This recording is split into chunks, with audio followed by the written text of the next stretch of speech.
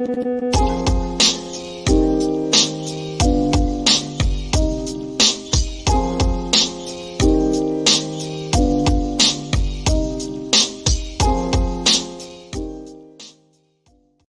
you or your loved ones suffering from illnesses such as TDS, also known as Trump derangement syndrome? Do you dismiss or deny the current issues facing our country, such as historic inflation, illegal immigration, corporate corruption, World War III escalations, and the chronic disease epidemic? Are you willing to elect someone who was the least popular vice president in modern history, and who offers no policy or vision for America, simply because your brain keeps telling you anyone but Trump? If so, you might be struggling from TDS. Introducing Independence. Independence allows you the freedom to finally think independently once again. Instead of believing everything you hear from the mainstream media, independence allows for constructive critical thinking. I used to hear people on the news say things like, Donald Trump and the movement he has encouraged are a threat to democracy. And I instantly believed it. With Independence, I now realize the media is run by the Democrat elite, who are a corrupt oligarchy that censors free speech, silences political opponents, supports forever wars, and abandons democracy by anointing its candidates. Independence may not be for everyone. If you enjoy being lied to about your president's cognitive abilities, support Orwellian totalitarianism, or are excited about communist fiscal policy, independence may not be right for you. Common side effects of independence may include an awakening of rational thought, successfully identifying propaganda, freedom of choice, loss of hatred, anti-narcissistic behavior, and love of democracy. I used to blindly hate whoever my party was running against. I didn't care about facts or policy because I was hopelessly indoctrinated. With independence, I'm much more interested in policies that uphold democracy, and I truly care about the health of our country and its citizens. Ask your doctor if independence is right for you, and enjoy your freedoms once again. I love that so much, especially with the warnings on the end of it. This might not be for you, and the pharmaceutical tie-in, everything. Just brilliant. Well, it's totally as old school SNL, and it's something that I've called for the Trump campaign to do, but they apparently don't have the skill to do it. You know, I don't know why, but the RFK people put that out pretty quickly. I don't get it. It's a fantastic piece of art. It's hysterically, satirically funny. It's like old SNL. Why did we have to wait for this guy to drop out of the race to get these types of ads? I mean, it's ridiculous. This should be coming out every single day and making a mockery of a sham of a mockery of these people on the other side, because that's the way to go at them. The thing they hate the most is satire, parody, and humor, Eric, as we've discussed on this show many times. There is no Marxist answer to humor, to satire, to parody. That's why they clamp it down.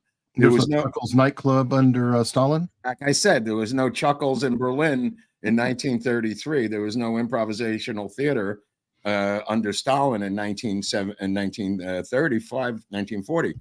They cannot tolerate being mocked. Hence, let the mockery begin. Oh, and they're so mockable too. Yes. I mean, that's Look how easy this was. I mean, this was an ad that probably cost, you know, $100,000 to put together, $50,000. And I'm looking at the Trump ads online, and they're just clips of statements. My mother could have made those, for Christ's sakes. Yeah, and now, I mean, I hate to say it, with AI, it's getting cheaper and cheaper and cheaper. If you get the right skilled editors to put them together, they can throw all kinds of things. But okay, let's start off with our first story while we're talking about TDS. Whoa, we got to keep going. We got a lot of stories today. That's right. So Hunley's on the move. That's right. And we definitely are. We got to have time for Rich. And we have a sponsor too that's coming up. We got a lot of shit going on today. But this personally hits me. Okay. The freaking army is so scurrilous that they are harassing Trump, screwing with him, trying to keep him from appearing at Arlington when he's invited by the family. Now they're doing this little crybaby routine claiming, oh, their people pushed one of our people away. And it's like, no, you guys were embarrassed by what you did in Afghanistan. You're a piece of shit general. Caused this situation, and then you're going to go after them because it's just rubbing your nose in it. Rubbing your nose in it, of course. Screw you. Screw you. I hope you rot in hell. I hope you rot in hell. Hey, I'm not. Hey, I'm second in your rotting in hell. So I mean, we got, and then the other guy, while Trump is doing that, Kamala is off doing whatever the hell she's doing. I guess, obviously, she wasn't doing interview prep because that didn't go well. But, this guy. Is that the real guy? Yeah, this is Biden on the beach, supposedly. They say that, but you don't see his face. I mean, it could be Mel Torme over there. Look how close he is to the water, Hunley. Yeah, really. It could be him, but I'm just saying. Yeah. It's like, well, there you go. While they're grieving your debacle, right. You go hang out on the beach. That is so. Dude, this guy is so out of it. Like I said, after Labor Day or somewhere in that window, I expect him to give her the presidency of the United States and just walk away. Actually, I'm not buckling. I'm telling you, there's no. James Rosen keeps looking at his date book. There's no events for this guy planned for the next month. No events. Yep. Truth Futurist beat me to it. Weekend at Brandon's. That's funny. I mean, there's got to be dignitaries who come in all the time. The head of Germany, the head of France, and apparently nobody's visiting this guy because he's packing his freaking bags and right now pardons. Yeah, if he even did that, he's so freaking crazy, and that kind of leads into Tim Walz and stolen valor.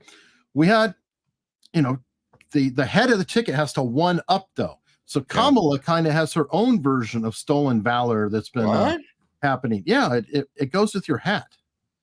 Oh yes, I'm here from corporate headquarters to explain this because what the Examiner did was go through every single memoir, every single thing she's ever written, every single video to see if it's ever been written, mentioned, resumed, bioed about working on fries. She said she worked fries for McDonald's and sometimes cashier. Those were her blanket statements.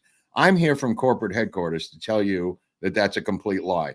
She did this once before. She did it in Arizona before the union workers down there about the tips not being taxed, stealing Trump's idea, obviously. But nevertheless, is this the application to become a fry girl?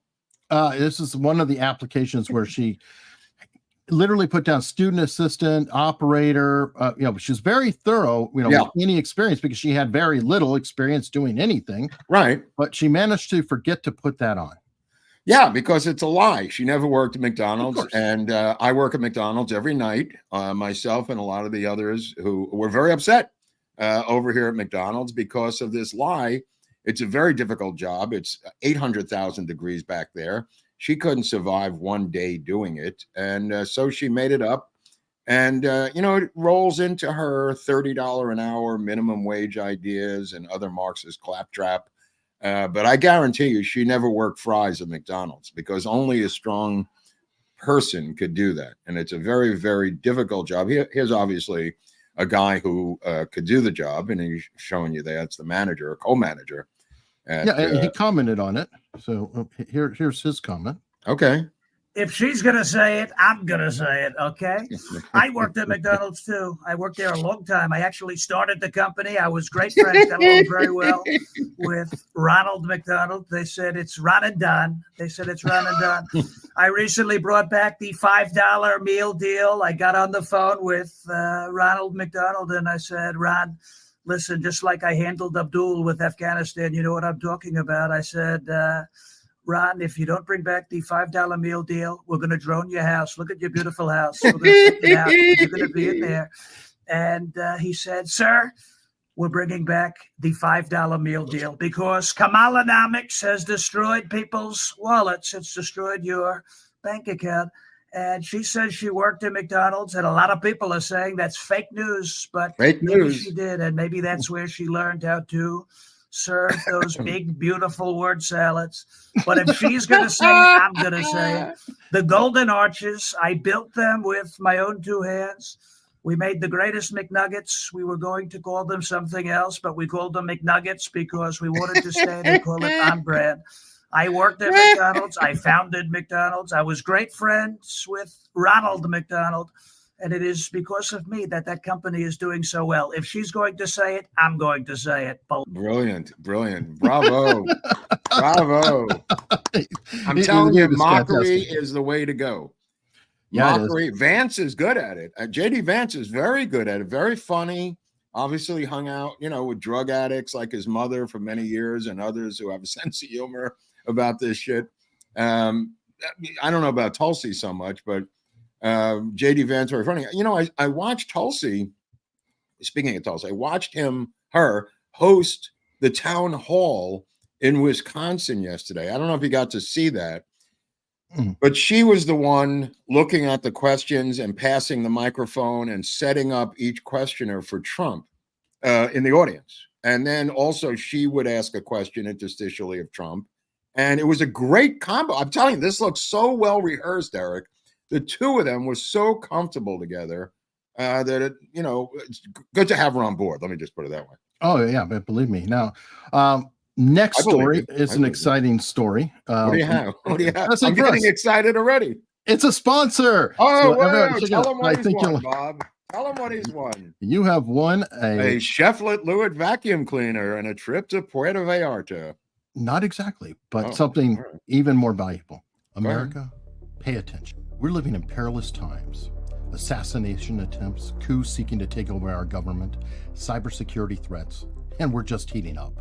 Now Forbes just put out an article. Our government is handing $176 million to Moderna to whip up an mRNA bird flu vaccine.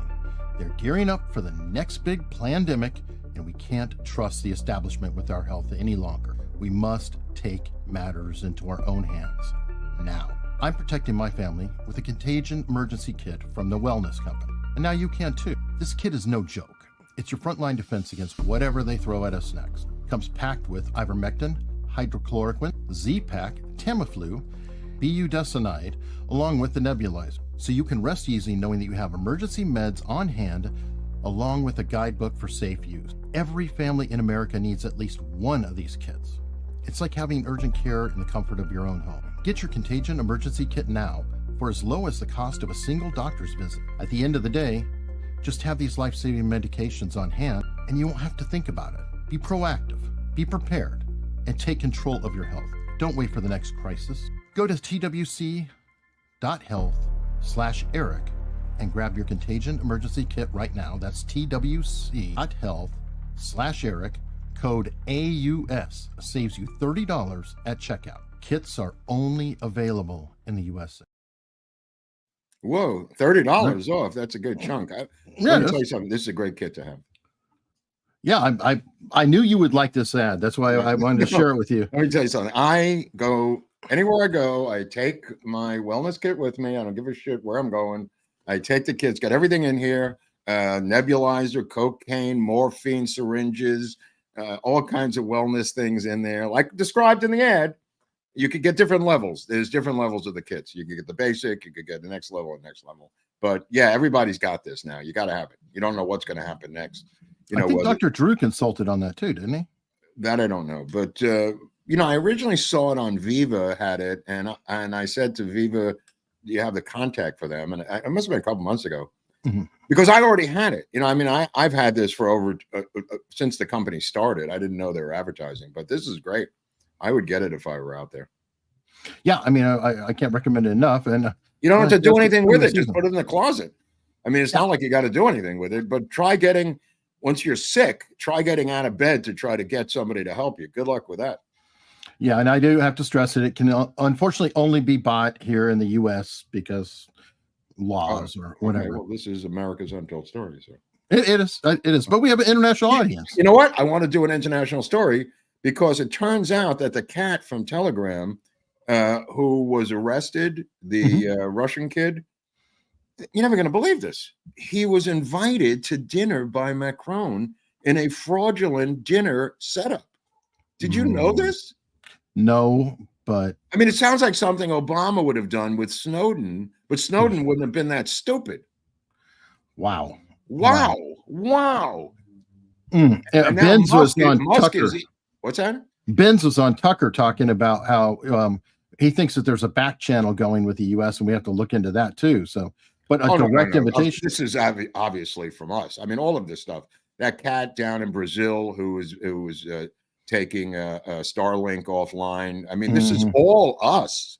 They don't give a shit about this. This is us doing this for the election. This is the tentacles of the empire, Eric. Oh, for sure. Well, actually, on that note, there is good news on the Elon Musk front. Media Matters did not get the case dismissed. It is going forward to trial. Greatest discovery of all time. Greatest discovery of all time. And you know what I love about Musk? Right. He knows how to do lawfare. He doesn't got the pockets to do it. He has the pockets, but he has a strategy too. So he doesn't just sue the organization. He sues the directors personally. I like that. So they all have to pony up their own legal defense. Yeah. Even if they're never going to have to pay, they have to pay their legal bills. Okay. They have to defend themselves, and that is intimidating. That's why GARM, I think, rolled over so damn quickly, because when Pavlovsky and Musk teamed up on GARM, did the same thing. They went after the organization and all of the people involved. Say goodbye to Media Matters. They're done. Good. They're done. They're not going to survive this economically. I mean, it's a CIA-supported phony media conglomerate that, just like Vice was. I mean, I outed Vice years ago. Vice has now collapsed. Finally, they pulled the economic plug on Vice. Vice News was a CIA front. For people at home, National Geographic was a CIA front for a number of years. They would send photography crews out into the bush to photograph monkeys in Namibia. All of that was CIA. Everything that National Geographic did in the field in the 50s, 60s, and 70s was part of a CIA international operation. As a matter of fact, how Vice got their initial investors, they threw parties.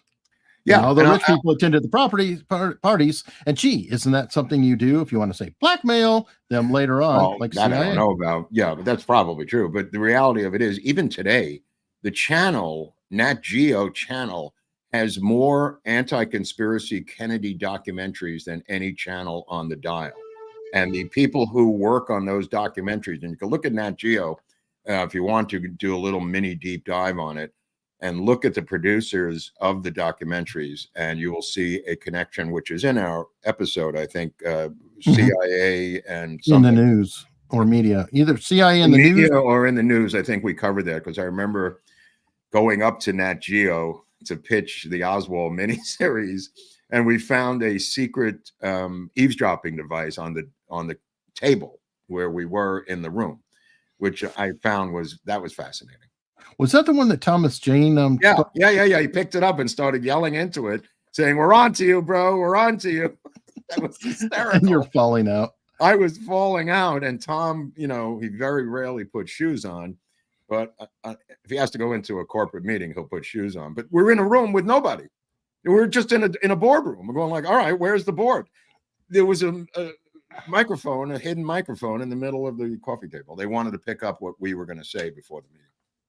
Well, while we're on the same subject of that, I have that new channel, and I just did a video called Social Media Mockingbird, inspired by this guy. Zuckerberg wrote a letter that came out Tuesday. I don't know. Did you see that? I did, and I predicted that he will endorse Donald Trump. I think so. It's funny because Trump literally... Trump does that little dance with people. Yeah. Because I believe it's after the letter, Trump said, I will put him in prison for the rest of his life if he interferes with this election. Yeah, I think he's going to endorse Trump. He's going to join Peter Thiel. He's going to join Elon Musk and be part of the Avengers. It could be. Yeah. It could be. And, I think he wants to avoid trouble, and he's put his finger up in the wind, and he doesn't want to go with these other cats. He's been caught. He's trying to get out of it. Whatever reason you want to put together with him, I wouldn't trust him as far as I could see him, because he's got the honeypot Chinese wife. Don't forget that. Once you got the Chinese female sidekick, it's like a red flag, and I mean red. Literally. Just so everybody knows what we're talking about, though, in this letter that he wrote to Jim Jordan, he confessed that yes, in fact, Biden's administration asked him to suppress. They asked him to suppress articles about COVID. Now, this is the really sick part that included satire. Mhm. So it wasn't just, quote, misinformation, disinformation. It was satire and factual articles in addition to whatever they didn't like, Which and goes the Hunter Biden laptop. Well, I'm saying the satire goes back to my original opening thing about they cannot take mockery and satire. I mean, who gives a crap? I mean, that they're so obsessed with it that they made this billionaire suppress and deplatform people like the guy who did the meme about Hillary Clinton.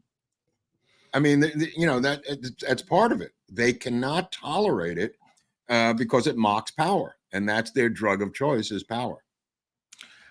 Yes, 100%. We're running in Rich here in just a few minutes. Let's talk about, I'm guessing you're going to say this is your movie pick of the week.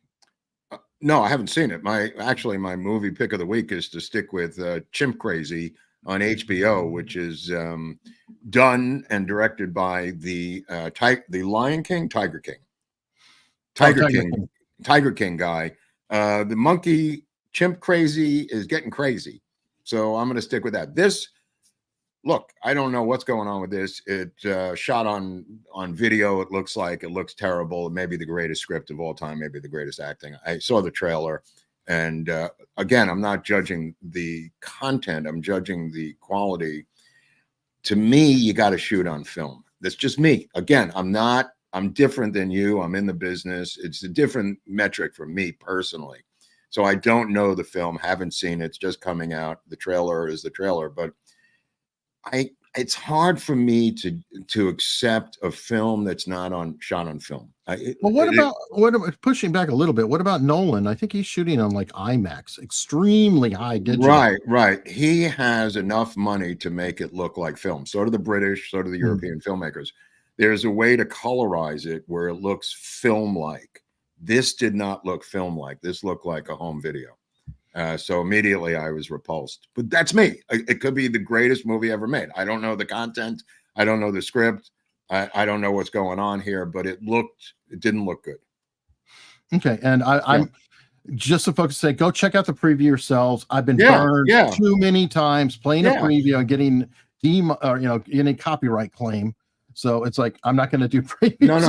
Don't do that. Don't do it. It's just, I've seen it, on TV advertised, and it just, it doesn't look visually good is all I'm saying. That doesn't mean it's not a good movie. It's just for me personally in the business, it's a peccadillo that I have.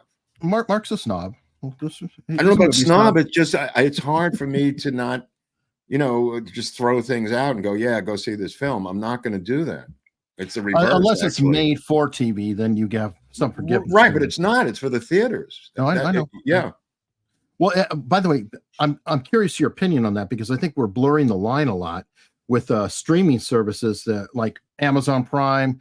They're making a movie for their streaming service, but it's going in the theater for like 1 or 2 weeks. Just, I'm guessing, so they get an award season. Yes, that's why they did it. Yeah.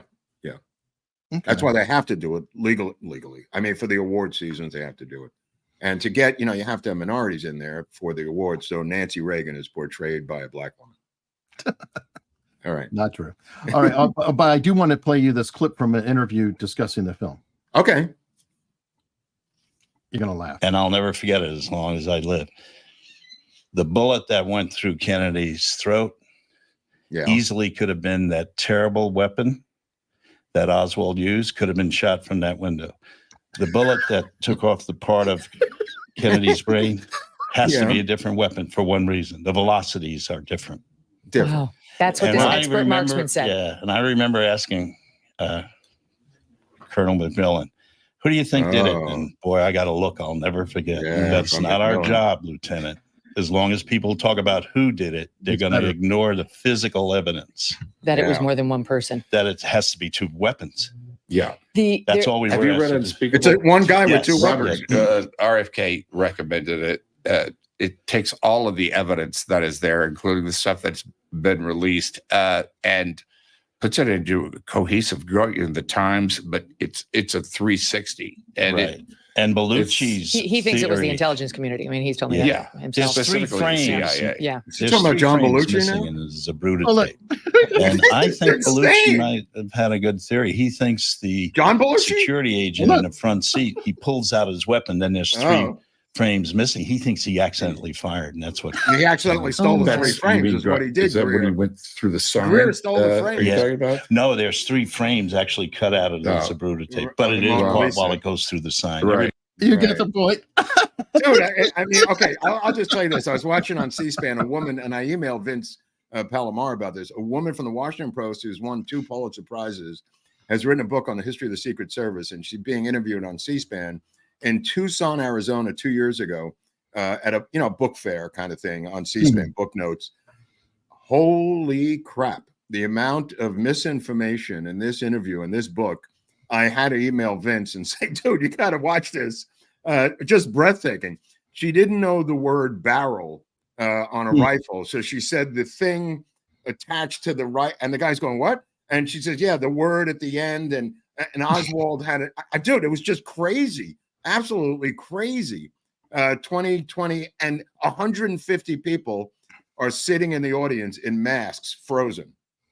It was the creepiest thing I've ever seen. I got to send you a picture of this while we're on the air here. Okay, while you're doing that, while I'm doing that, you could. I found this clip with somebody describing the debate who is. It's encouraging because this is a traditional audience who would be going for Kamala. So I deliberately find this interesting when you see somebody of that type, let's say the TikTok generation that are naturally aligned with her. This is this guy here, and he's a character describing the debate.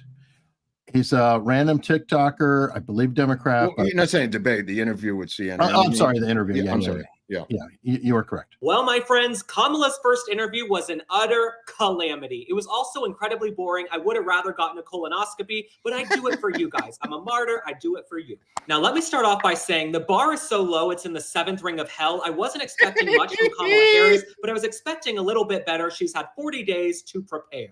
Kamala Harris answered those questions like she'd just been pulled over by highway patrol and was asked to take a breathalyzer and walk in a straight line. Like, ma'am, could you step out of the car? And she's like, my values haven't changed because they're my values. I'm going to start calling Kamala Anna Nicole Harris. The way she was talking, it was like, I've been very clear. I love fracking. It's been clear since 2020 that I stand by fracking, Dana. Kamala Harris had 40 days to prepare, and she did not give one clear, cogent, substantive answer the entire time. One thing I found incredibly ridiculous is asking Kamala Harris what she wants to do on day one. What do you want to do when you get into office? She's been vice president for almost 4 years. I also felt like Dana, whatever, was leading the witness. She was like, Kamala, did you do this because of A, B, or C? This is not the SAT multiple choice section. She's running for president of the United States. Ask her a question and let her answer. Now, Kamala Harris, she's supposed to have the best people around her with all these years of political. Anyway, he goes on for a couple more minutes, but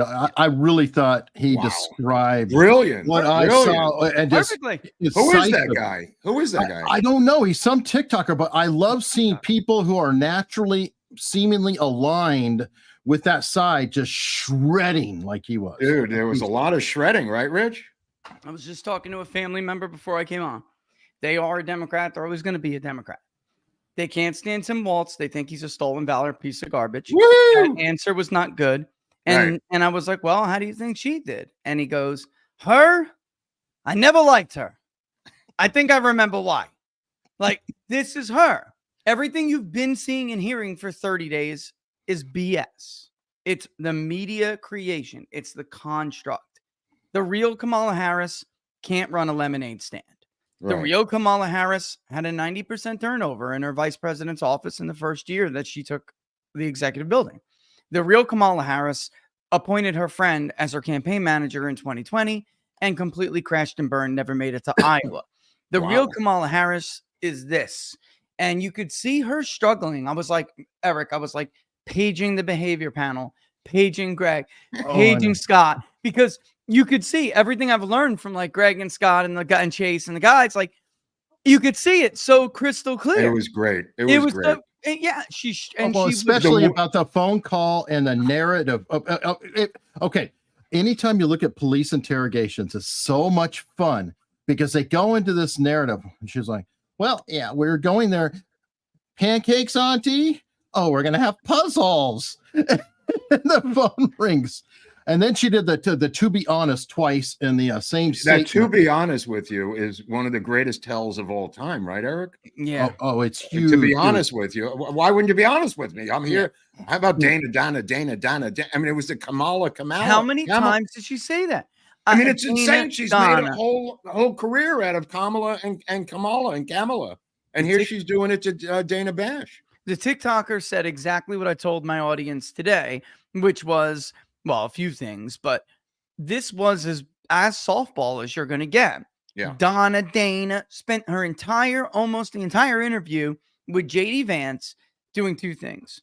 One, trying to cover for Tim Walz's stolen valor, which is a clear-cut case of stolen valor. This man is a piece of shit. Okay, I'm sorry. I also have pictures of him running around with the Opeso Libier patch on his arm and on his hat. And bro, you're not a Green Beret. You don't wear that patch ever. And I don't care what it is. Anyone who's ever served, people out there, veterans out there who are listening, you don't wear the patch of another unit. Never. Would you see a Navy corpsman, Barack Obama, running around with a shirt like I did Bud's? Like, never. Never. There is an exception. If you're in the Ukrainian army, you can wear an SS derived patch. Now, come on. Okay. Come on, bro. Come on. By the way, I do think. But she was leading the witness, guys. Right. It was the softest, most, and that's what I told my audience too. It was like, this is like, somebody call Matlock, tell him objection, leading the witness. Like, this is the softest ball interview you could possibly get. She got all of the questions ahead of time, and she was slurring her words. It was a word salad, and the dressing on that word salad was platitude dressing, and way too much of it. And every time she struggled to remember what the consultants told her, she repeated stuff. Dana, to be honest with you, Dana, my values haven't changed. How many times did she? How many times did she say my values haven't changed? We should count. I don't know. Somebody should count it. Because I think that's the bumper sticker for the campaign. My values haven't changed. That was the consultant thing she was told to say. But when she was first asked about fracking and other stuff, she didn't deliver it. So when Dana tried to lay it up to her, she was like, so what made you change? And she was trying to give her the opportunity to say what the consultants told her to say. It was so obvious. It was production news. And that's when she forgot like what she was really supposed to add to it. So she just kept repeating, my values haven't changed. It was the most cringe-worthy stuff, inauthentic. Democrats are panicked tonight, by the way. How about when she's just glaring at her for continuing? I gave Dana Bash, I watched it live and I was watching with some people. I gave her a lot of credit. She did not back down, Dana Bash. She asked her the same question about fracking Rich 3 times. I mean, she really, she obviously is the worst plastic surgeon in Beverly Hills. Nevertheless, the reality of it is she did stay on her. What about the most mind-blowing thing of all was that Kamala said next question because she couldn't answer if she was black. That was confusing. That was bizarre. That was the biggest softball of all time, teed up. All she had to say was, my father is Jamaican, my mother is Indian. I am tired of this question. Why would anybody, say that? And it would be, but it was. Tell you what it is. Actually, I can in fact show you. Well, by the way, this is Rich Baris. In case people don't know, the People's Pundit. Sorry. No, there's people who don't know. They're watching the show. They don't know who the hell you are. True. He's coming on here to do us a favor and talk about Kamala Harris. I didn't give him a proper introduction because he just walked onto the set and just took a chair. But I really did. I didn't know that was going to happen. I was vaping along the way. He's vaping along the way. He's got his wife is now talking to the teacher about his daughter. I don't know what's going on over there where he lives. So he's barely here with us today for 30 minutes. So, and your wife told me if this goes past 6:30, I'm a dead man, Baris. So you got to get off. She told me straight up, bro. Yeah, no, I think she kind of screwed that up though, because like it was supposed to go to. Remember we talked about this last week was a game, and now I think she got a little confused. She got a little confused. I think there may be something else. I don't know, but the game thing was last weekend. But yeah, we all do it. Listen, if she wasn't doing my schedule, I would forget to like wipe my own butt like this. If without her, I can't do it. Well, she's doing something with your kids, so just keep that in mind. The kid who's in the marching band. Now I'm involved in this. She's everywhere and still handles my schedule. Like, I do not envy her. I'm about to buy her, or lease, because buying is stupid. You don't buy cars, not unless it's like a very rare instance. You lease because buying does not build wealth. Anyway, I'm not going to preach to you of financial security, but the bottom line is, I think I need to lease her another car. I think she deserves it, or a better one. Tell us about these numbers. The reason she didn't answer. Yeah, well, that's what I want to get to. The reason she didn't answer that, Eric, is because I attempt to identify as an African American or a Black woman who had Black American experience pulls very badly with Black men. They don't think she's really Black. I'm just telling you right now. Black men under 50, 45 specifically, do not want to hear Kamala Harris pretend that she has a Southern drawl or she grew up Black. They do no hot sauce in the purse as a Black American. They don't. Wow. But the Black women do. Some do. And I got to some do or some. All of them. Not all. When you say some, I mean, what? How much is some? Listen, that's the base of the Democratic Party, Rich. She took right. I mean, older, loyal, more Democratic women do. Like, again, we're focusing a lot on Black men. I think I think people come November are going to be shocked with Black women. Well, and I call them barbershop blacks, the men. That's my political phrase for you know what I'm talking about. Bro, I can hang out in those barbershops all day. They're the coolest people in the world. Honestly. I'm starting to, as I get older, I'm starting to hate like bougie white people, bro. Like I can't deal with them. They live in another reality. Don Lemon on the boardwalk in Atlantic City was just brilliant. He couldn't find any Black person to go against Trump. That was brilliant. That's what we hear a lot of. And especially, I mean, he was going with, the age very clearly had an impact. If it was an older, demographic, you would hear more loyalties to the Democratic Party because that's just like the civil rights mind is still there. And it's not there in these younger people. And I'm telling you, women, I think, are really going to shock people, Black women. So if he winds up getting 18% of the Black vote, 20% of the Black vote, close to it, of course, a lot of that will be driven by younger Black men, but you cannot do it since Black women vote at much higher rates than Black men. Typically. You can't do it without improving with Black women. And he went from 16 to 20. He did improve with Black women. We just didn't talk about it because it's younger. You're saying it's younger Black women. It is indeed, my friend. I'll tell you a similar demographic you never thought of. Same situation. The further you get away from historic events, same thing happens. The Jews. The further you get away from the Holocaust, the more that they are anti-Israel, pro-Palestinian, anti-Republican, and also go in that direction. Same thing as the Blacks getting away historically from the civil rights movement. Younger Jews. Yeah, well, I think you're 100% correct about we've been trying to explain this to people, the idea of the cascading effect, which is Black voters used to vote Republican.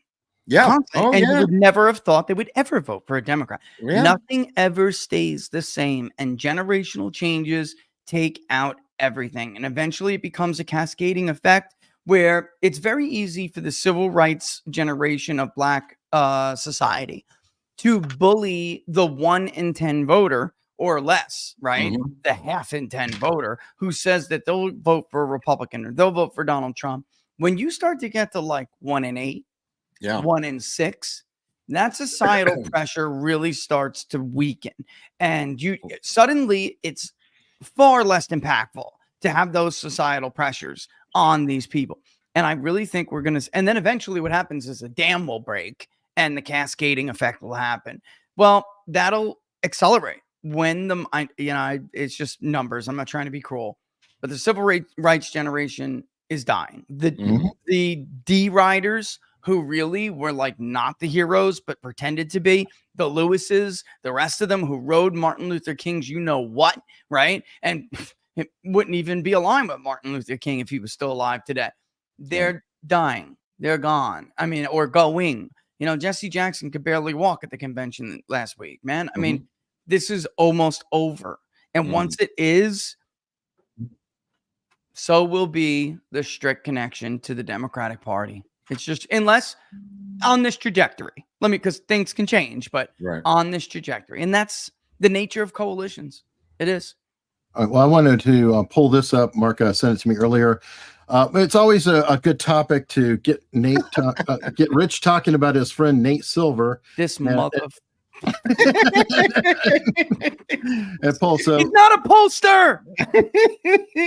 Stop calling Nate Silver a pollster. Newsmax, The Hill, everybody. This is conservative media that Sean Hannity, knock it off, Farhead boy. He's not a pollster. Well, what is going on here?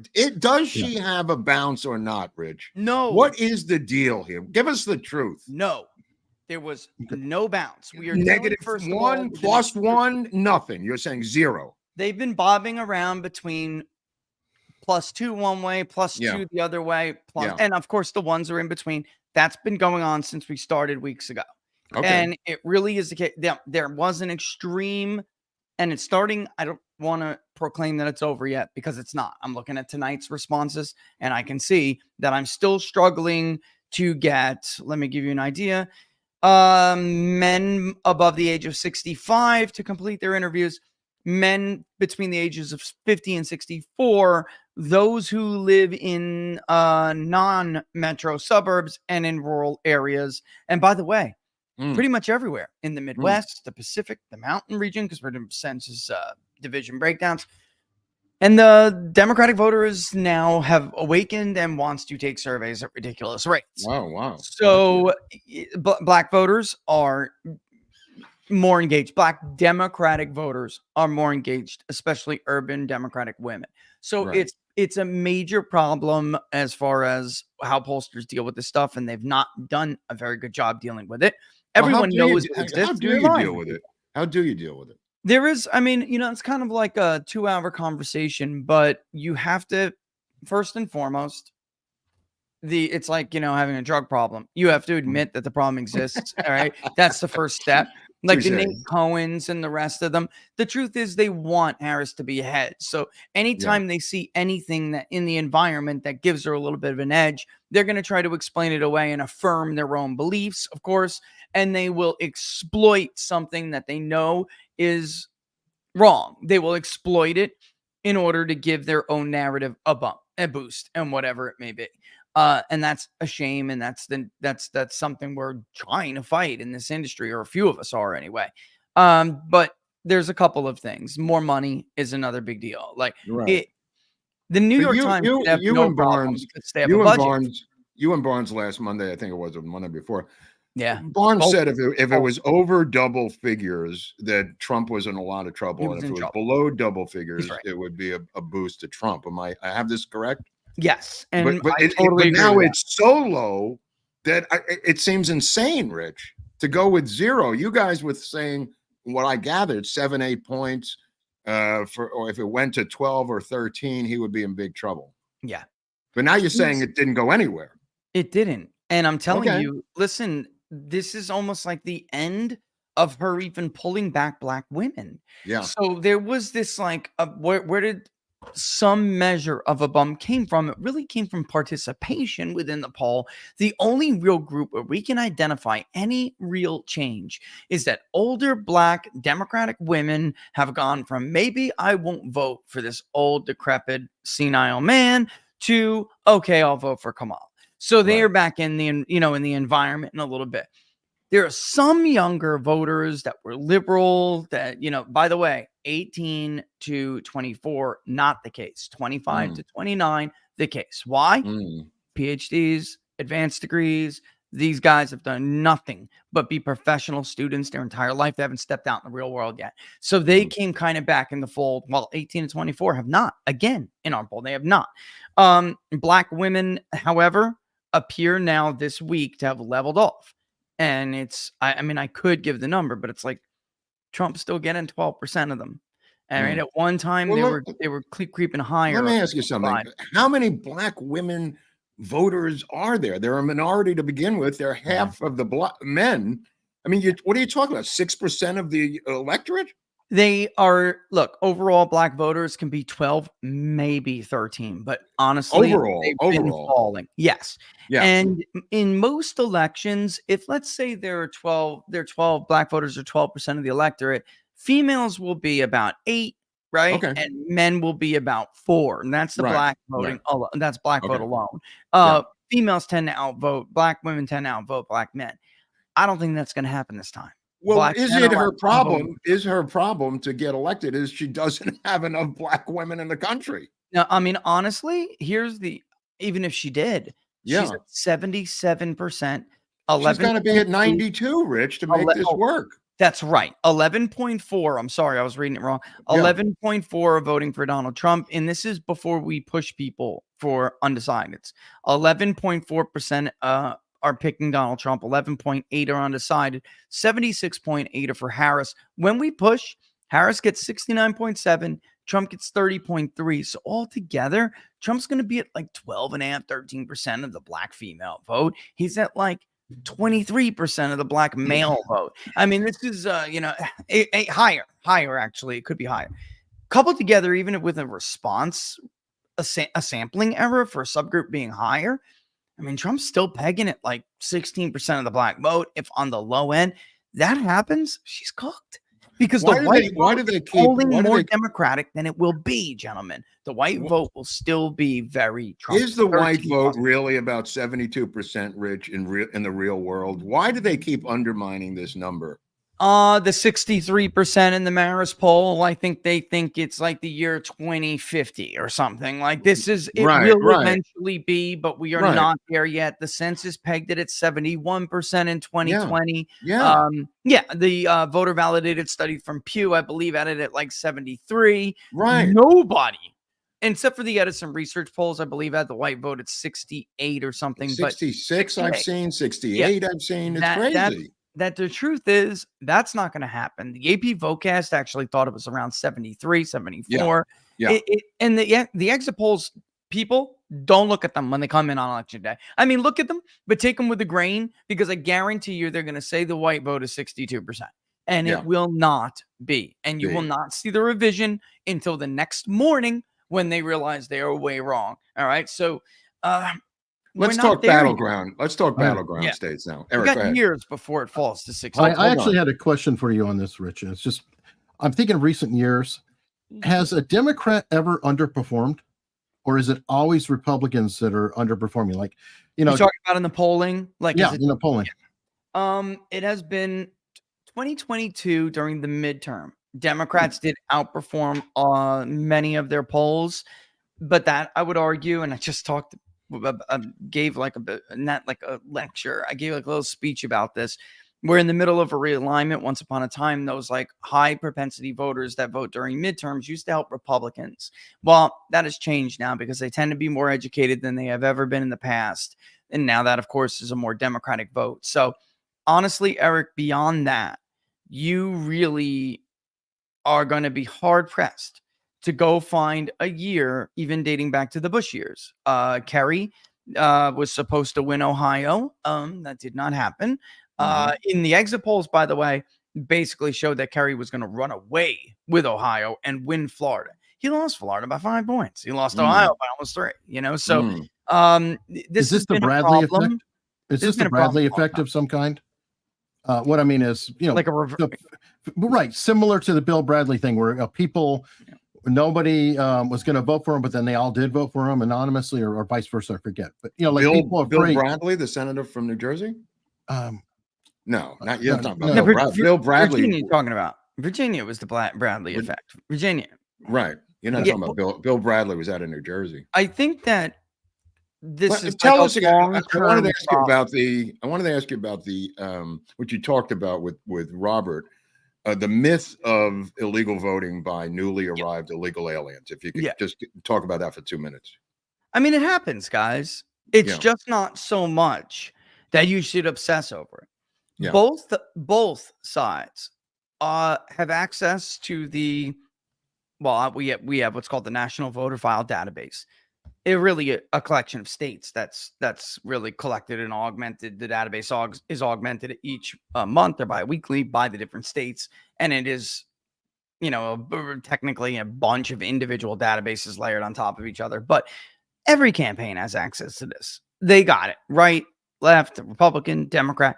If there was some huge explosion of illegal voters being, illegally registered onto the voter rolls, you would see it. Now, could I open up the state of Minnesota right now and identify illegals that are on the voter rolls? Absolutely. Yeah. Any state that has a motor voter, absolutely. They're just not so large. This is what you should be spending your time on. Right. You know who is so large? The low propensity to no propensity targeted population right now that should be, or I should say, should be targeted by Republicans, because for the first time in my lifetime, these voters are more Trumpy, more Republican than they are Democratic. Years ago, and I mean, if you guys been, and I know you have, if you're old enough like me to remember, it has never been the case that Democrats were hoping for low turnout. They, and all these people who are low participation people to stay home. They wanted them to vote because that population was always very voter rich, for them. That is not the case anymore. For the first time ever, these people need to get registered. They need to get put on the absentee ballot list. All of this crap about, this many illegal aliens, registered to vote over here, they would be overwhelmed, swamped. And so would, by the way, ballot stuffing on electioneering. That's how many people we're talking about. I mean, we're literally talking about, I don't want to spit out any figures and give anybody any ideas, but trust me when I tell you that in the state of Michigan alone, multiple times the margin from 2020, these people are everywhere. And if they voted, we could all go home at 10:30. What happens to the 900,000 people that Abbott took off the rolls this past couple of months in Texas? Honestly, where did they get 900,000 from, Rich? Honestly, that's so misleading. It really is. I know. There are a lot of people who are no longer active and Texas, pretty by law anyway, is kind of strict about this stuff. You could go to Nevada and find, because it's a small state, Texas, a big state, so it sounds like, oh my God, listen to how many voters but if you go to Nevada, you're going to find roughly the same percentage overall that need to be purged from the voter rolls. Right. That is a bigger problem than illegal aliens voting. The overall problem of deceased, change of address, all sorts of people who are no longer eligible to vote, most of them, the biggest problem is change of address. It's not the dead voters. It's not the illegal voters. It's the people like, I just moved 3 years ago from Florida, right? Do you, when you get to your next state, guys, like call the state of the supervisor of elections in Florida and say, hey, listen, I moved to North Carolina, take me off the voter rolls? Nobody does that. And that's a major problem, because state to state migration, you're being left state to state migration. Yeah. There's got to be recently, something. my wife under her maiden name was still on the voter rolls in New Jersey. Wow. Wow. With an old address from when we were in high school. I mean, that's the same address for where she went to high school in. Crazy. Just crazy. Well, if anybody could get their hands on those lists, Rich, they can. Could do. I know they can. I'm teasing. Yep. They can do some damage, right? And that's what they did in 2020. Let's cut the crap. Yeah. Low hanging fruit. By the way, Rich, talk to me about some more conspiracies. How about this, schmuck boys? Go to justice.gov and type in Atlantic City voter fraud, and you will find just a brand new indictment, which includes a congressman, election judges, all sorts of officials. They've been stuffing the boxes in Mercer, in Atlantic, in Bergen for years. They stuffed the boxes in Philly, in Allegheny. So kiss it. I'm not listening to that. Let me ask you something about this idea, and tell me if this could work. If county registrars in red states were to withhold their final tallies until the blue cities were done, is that doable? Yes. I have been telling these people to do this for years. Me too. Why on earth? And by the way, I remember in 2016, Lancaster and York and Pennsylvania absolutely did that. They did. And I remember Westmoreland did it too. And they were basically saying, sure. We'll report the rest when Philly drops the rest of those ballots. Right. And we're not doing, and they gave up chunked in, and then Lancaster said, "Good, because we still have 20K net." You know, I mean, Broward does it in Florida every single major election, Rich. I mean, why can't the red registrars do this? Are they just scared? They can do it. Absolutely. Okay. Now in Florida, there are, I mean, it doesn't stop people from blowing past the deadlines. Yeah. But if somebody like Ron DeSantis is the governor of Florida, you are taking a risk. But however, he's also not a stupid man. And like, so if I was a supervisor of election in Lee County, Florida, right, or Collier County, Florida, and I went past the 7:30 deadline, right, Eastern time. Yeah. And somebody, I would just tell the governor, hey, governor, when Broward reports the rest of their votes, that's when I'll do it. Tell Linda to dump the rest of those ballots. Or right. Well, it was Brendan Broward. Dude, I was speaking at a Republican group the other night here in LA, and they looked at me in horror that anybody would do this. Like, we can't do that. That sounds nefarious. What planet are they on? I don't know. They're on the loser planet, the planet where there's 8 Democrats, 8 Republicans in the entire state assembly. That's the planet they're on here in California. Do they not understand that it happens in their city every damn election? I tried to explain it to them. It took about 2 hours the other night. That's so terrible. It's so terrible. It's so terrible. So terrible. We're tight on Rich's time here really quick. I wonder. Hold on. His wife's on the phone. Yes, I have him here. He's leaving. He's going to get milk. He's going to go home. Yes, I'm sorry. There's nothing I can do. I'm sorry. Really quickly. Okay, so this one here, been corrected. It's the Wilder effect in Virginia, the Bradley effect, and the effect in California. It was Tom Bradley, the mayor of Los Angeles. Okay.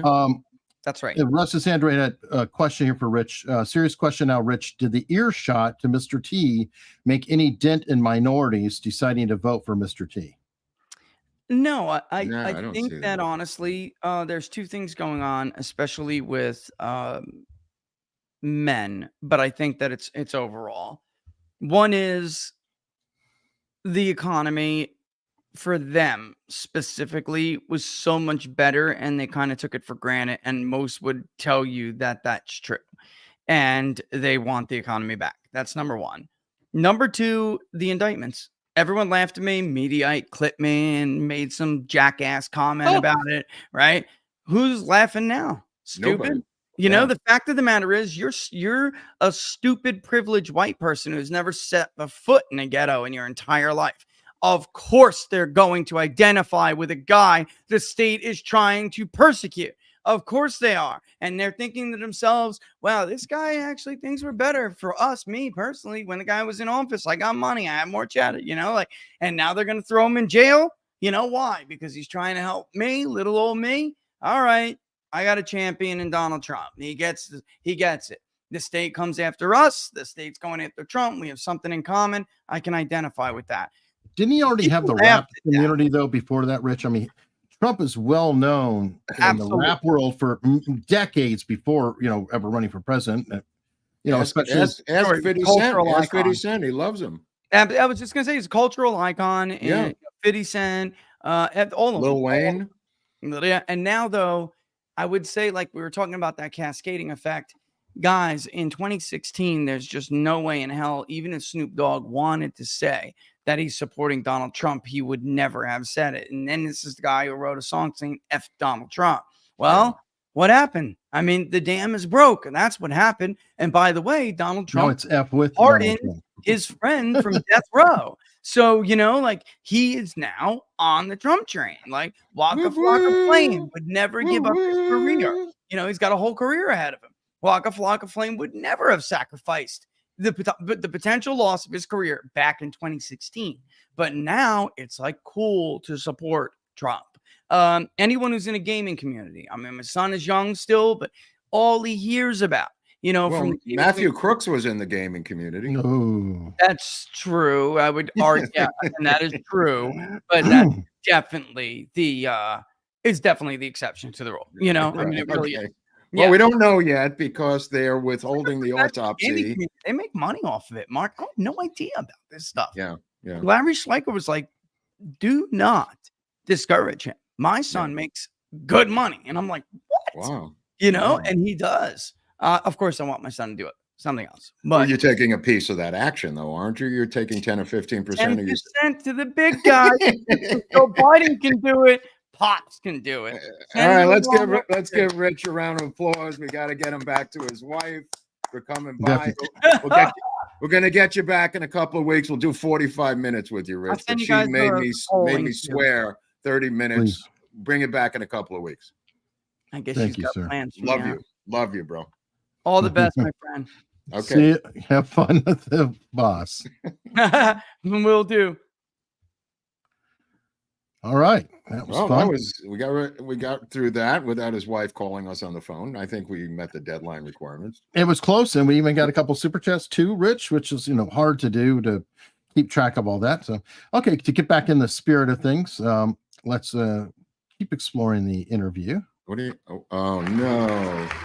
Let me tell you guys about I have a plan. An incredible plan to lower inflation.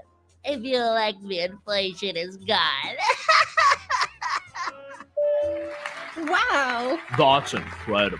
It's true, I am. Why can't you just do it now?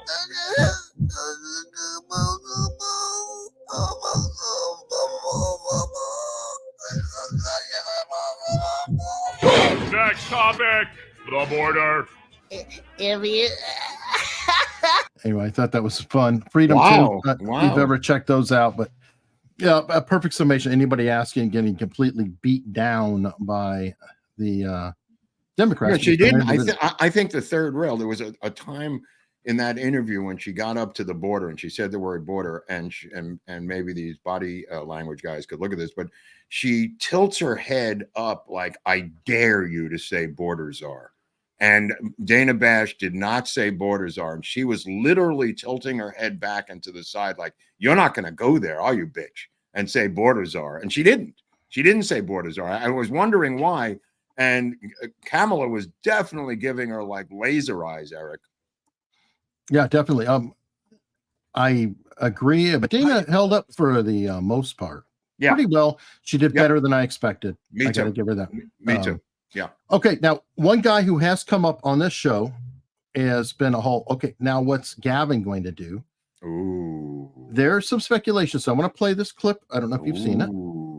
I have seen this. This is the Pod Save the Podcast or something. Yeah, Pod Save America with the Obama staffers. Yeah. Feeling about the switch. I mean, the switch. Now we went through a very open process and a very inclusive process. It was bottom up. I don't know if you know that. Yes, it was a blitz primary. Hear that? Hold on. Yes. I was. Yes, that's what I've been told. That's what I've been told to say. It was a blitz primary, I believe. Well, he does get back on the train at the end of this thing, but 30-minute convention. I don't know what he's going to do, Eric. I mean, this is a man without a country. He was stepped over because of the immediate mass uprising of African American women when the subject came up. They Bigfooted this guy and said, and also Whitmer out of Michigan was Bigfooted. They said, then if you pass over this woman of color, we will leave the Democratic Party. I mean, they just went ballistic. Nothing had happened, but it worked. It worked. This is a guy. I'm sorry. I agree. Yeah, this is a guy whose hand was being held high by Joe Biden as his heir apparent and successor every time Biden came out to California. He did not endorse Kamala Harris, despite what Kamala Harris says. That question by Dana Bash last night was one of the most telling questions in the interview. Did he endorse you during that phone call?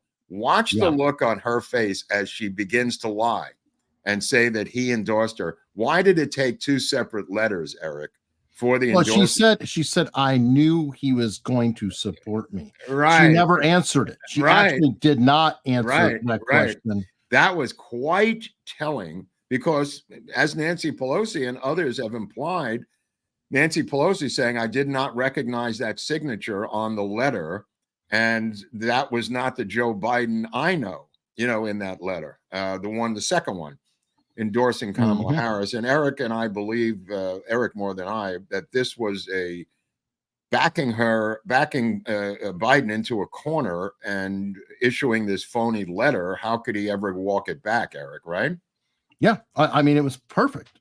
Yeah, I credit where it's due.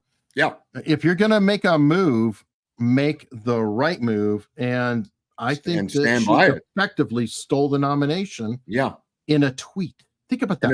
In a tweet, and fewer than 144 characters. Well, it's quite fitting for our day and age that the genius of Obama and his staff were able to come up with this. You know, the whole thing I said before, this is a process that goes back a couple of years, because keeping the ballot clean for the primaries prevented anyone from Cornel West to Jill Stein to RFK Jr. to Mel Torme to file a legal challenge when he was given the nomination to her. Because those people could have gone to court if there was anyone on that ballot, and there was no one. This goes back over 2 years, this coup d'etat. That's why he was in the debate with Trump in the middle of June. The earliest debate in the history of American politics was to undermine him and force him out as close to the convention as humanly possible, as I said on the show over a year ago. I think, and I said to Eric before the show, I still think he's going to make her president between now and December. So look for that to happen, because if she wins, he's going to bail, and if she loses, he's going to bail. And I think it may happen before that if her poll numbers begin to decline, as Rich has indicated. And it looks like they are softening. I mean, there's a lot of things betting markets.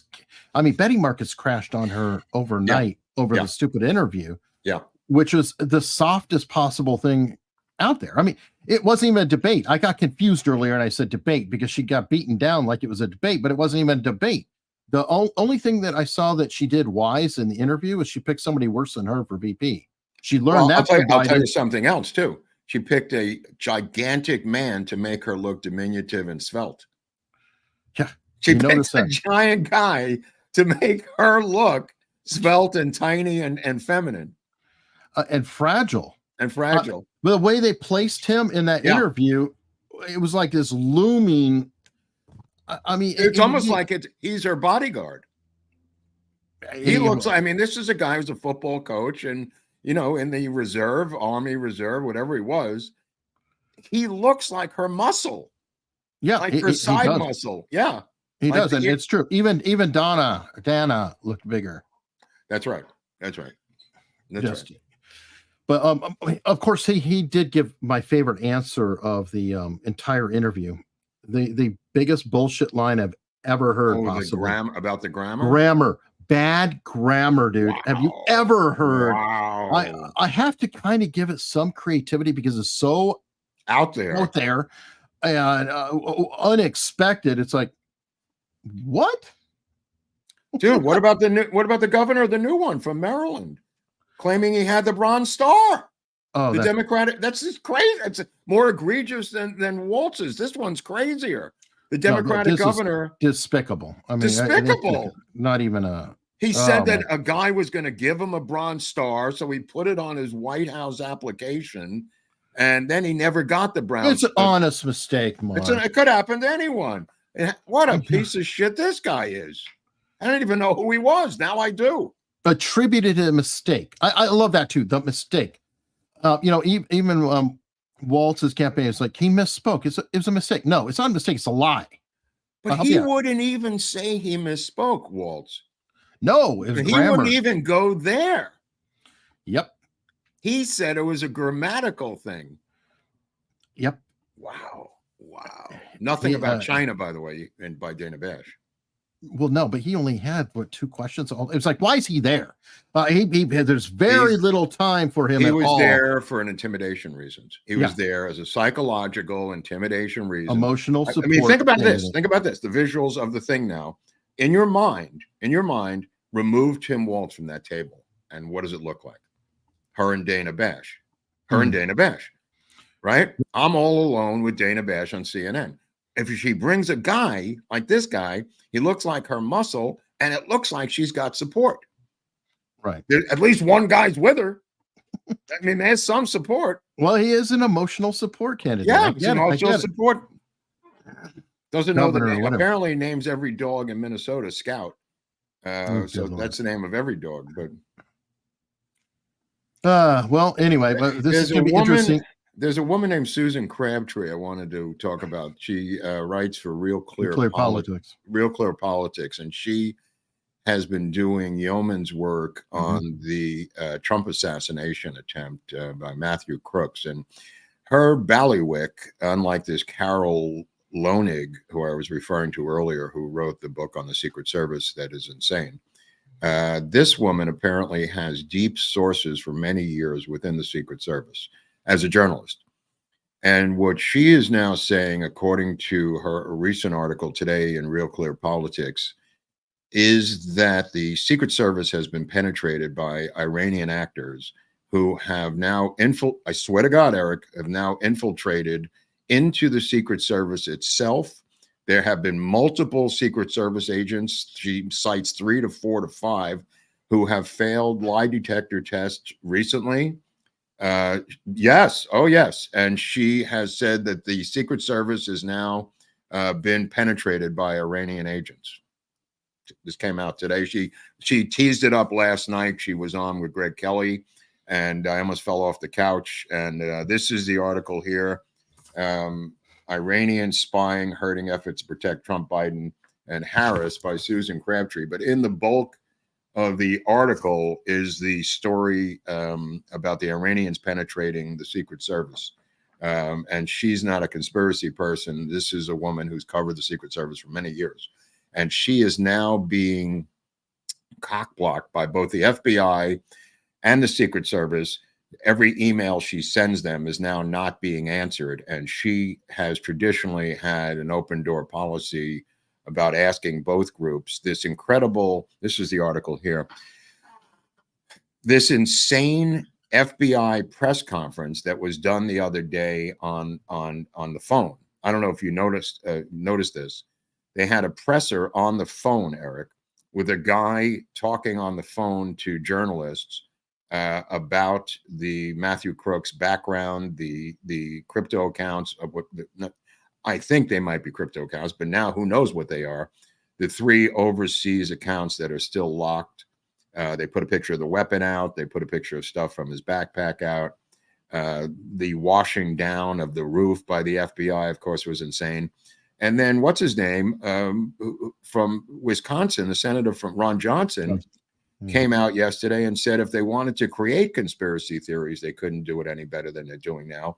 They're denying Ron Johnson the 302s from the FBI. The 302s, of course, if you follow the JFK stuff, the 302s are the interviews they do with regular people, the FBI. They are denying Ron Johnson's bipartisan committee the 302 interviews by FBI agents. This has never been done before. Ron Johnson was talking about it on multiple shows this week, how he's been stymied by the FBI in responding to the Matthew Crooks investigation. So the best light I could put on it is they don't want to put their thumb on the scale during the election season. And if that's the case, they should say so. But other than that, it doesn't look very good, Eric. No, I mean, we've been saying the whole time that the thing stinks to high heaven, just in how they handled it. And yes, the cleanup is ridiculous. Why were they scrubbing the roof off? Why did they need that? Why did they cremate the body? Why did they do that? I don't know. Why won't the county coroner in Allegheny County turn over the autopsy reports to the media? What is he holding him back? And then the lawyering up with the most expensive law firm in Pittsburgh by his parents. I mean, who's paying for that? These cats they're basically $20,000 to $30,000 a year therapists for the state, or school therapist or something. Maybe they make 50 grand. I don't know. They live in a normal size house. Where are they getting the money for this? I don't know. I don't have a good answer, and nobody's really. That's a powerhouse criminal law firm that they've hired. Oh, they must have had a GoFundMe. Oh, that I doubt. But who knows? You could be right. You could be right. Yeah, you could be right. Yeah. Good God. Okay. So let me see. You sent me this article about California corruption, which is breathtaking, Eric. The one from the New York Times, it was on Yahoo News, right. How California is breaking all records of the number of people being indicted in California, and not only just indicted, but imprisoned. I mean, these numbers, like 150 something. No, I printed it out just to read the numbers. It starts off with Jose Huzar, who's going to go to prison. He was one of the city councilmen down in downtown LA. Most of these corruption cases are in the building trades, but he was the King Kong of City Hall for many years, to quote some people in the know. Persuaded the judge in January to sentence him to 13 years in prison on charges of tax evasion and racketeering. He accepted $1.8 million worth of casino chips, luxury hotel stays, liquor box full of cash, prostitutes from Chinese developers. This is all Chinese money in LA. The king of this, Mr. Big, was Garcetti, the mayor, who was sent to India by Biden to avoid being indicted by the FBI here in the Justice Department. So he bailed out. But over the last 10 years, 576 public officials have been convicted in California on federal corruption charges. This is federal. 576 convicted, according to the Justice Department, exceeding the number of cases in states better known for public corruption, including the state that Rich mentioned, New Jersey, Illinois, and New York. California is a larger population, but this is per capita, with a heavy concentration of power in Los Angeles. His influence, Huzar's influence, was even greater than most of the other city councilmen. So he is going to prison now. And he pled guilty to racketeering, a charge often used in prosecuting organized crime or street gang cases. 1.8 million in bribes he received was twice the amount that recently convicted Senator Bob Menendez out of Jersey was charged with accepting. And that's a senator. This is a city freaking councilman. Go big or go home, man. Yeah, this is a city councilman. In March, a jury convicted Raymond Chan, deputy mayor of Los Angeles, whom prosecutors called the architect. That's a lie. He was the architect under Garcetti, the mayor.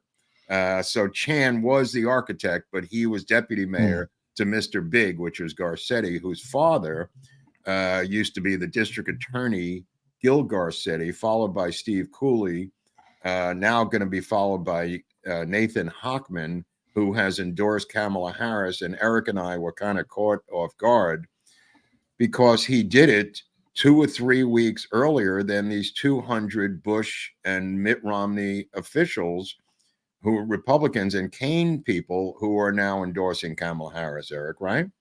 No, by the way, I got to throw this story in really quickly and we'll get right back to it. Go ahead. While we're talking about Gil Garcetti, he was very famous because he was the prosecutor or the DA when OJ Simpson was prosecuted, if I recall, right? It's true. Yeah.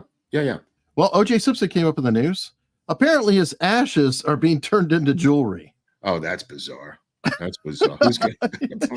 Have you seen that before? They advertise that whole thing. It's no, I've never seen that. Diamonds are forever, and they crush like the ashes into, like some crazy ass fake diamonds. So apparently they're doing that and selling these off. So anyway, that's bizarre. But anyway, I had to pull that. Getting back to Nate Hochman, the LA Nate Hochman. The situation here was that he was on local news and he was with the Alex Michelson, who's a local newsman here. And out of the blue, not being asked, he said that he endorses Kamala Harris for president and he's a Republican. So Alex Michelson said, nobody even asked you. Why are you bringing this up? Apparently, he was about 2 or 3 weeks ahead of the curve as to what happened yesterday, which is 200 former Bush administration officials, which he was, have I think I mentioned that. Yes, which he was, have endorsed Kamala Harris. And I think he just got out on the head of his skis a little bit too far out on the ski mountain and said what was coming 3 weeks later, which happened yesterday. These 200 insane nobodies. His name, if I could find the letter, I don't think his name was on the list. On the letter, but I don't know. I didn't see the whole list. I've yet to get my hands on it. I think there's some minor officials who worked in both the administrations of Romney, McCain, I think, was Bush, right? It was a bunch of rhinos. Sure. Yeah, people who worked on the campaigns or on staff in the Senate or whatever. Right, but it kind of explains Nate Hochman a little bit. Well, it's like the Lincoln Project. Or the Lincoln Project, right. Yeah, I mean, Lincoln Project, Mark Warner, whatever. He worked for McCain. Yeah. It was McCain's guy that started Steve that. Steve Schmidt was one of them also. Steve Schmidt. I believe Steve Schmidt. I don't know if he was Lincoln Project or not.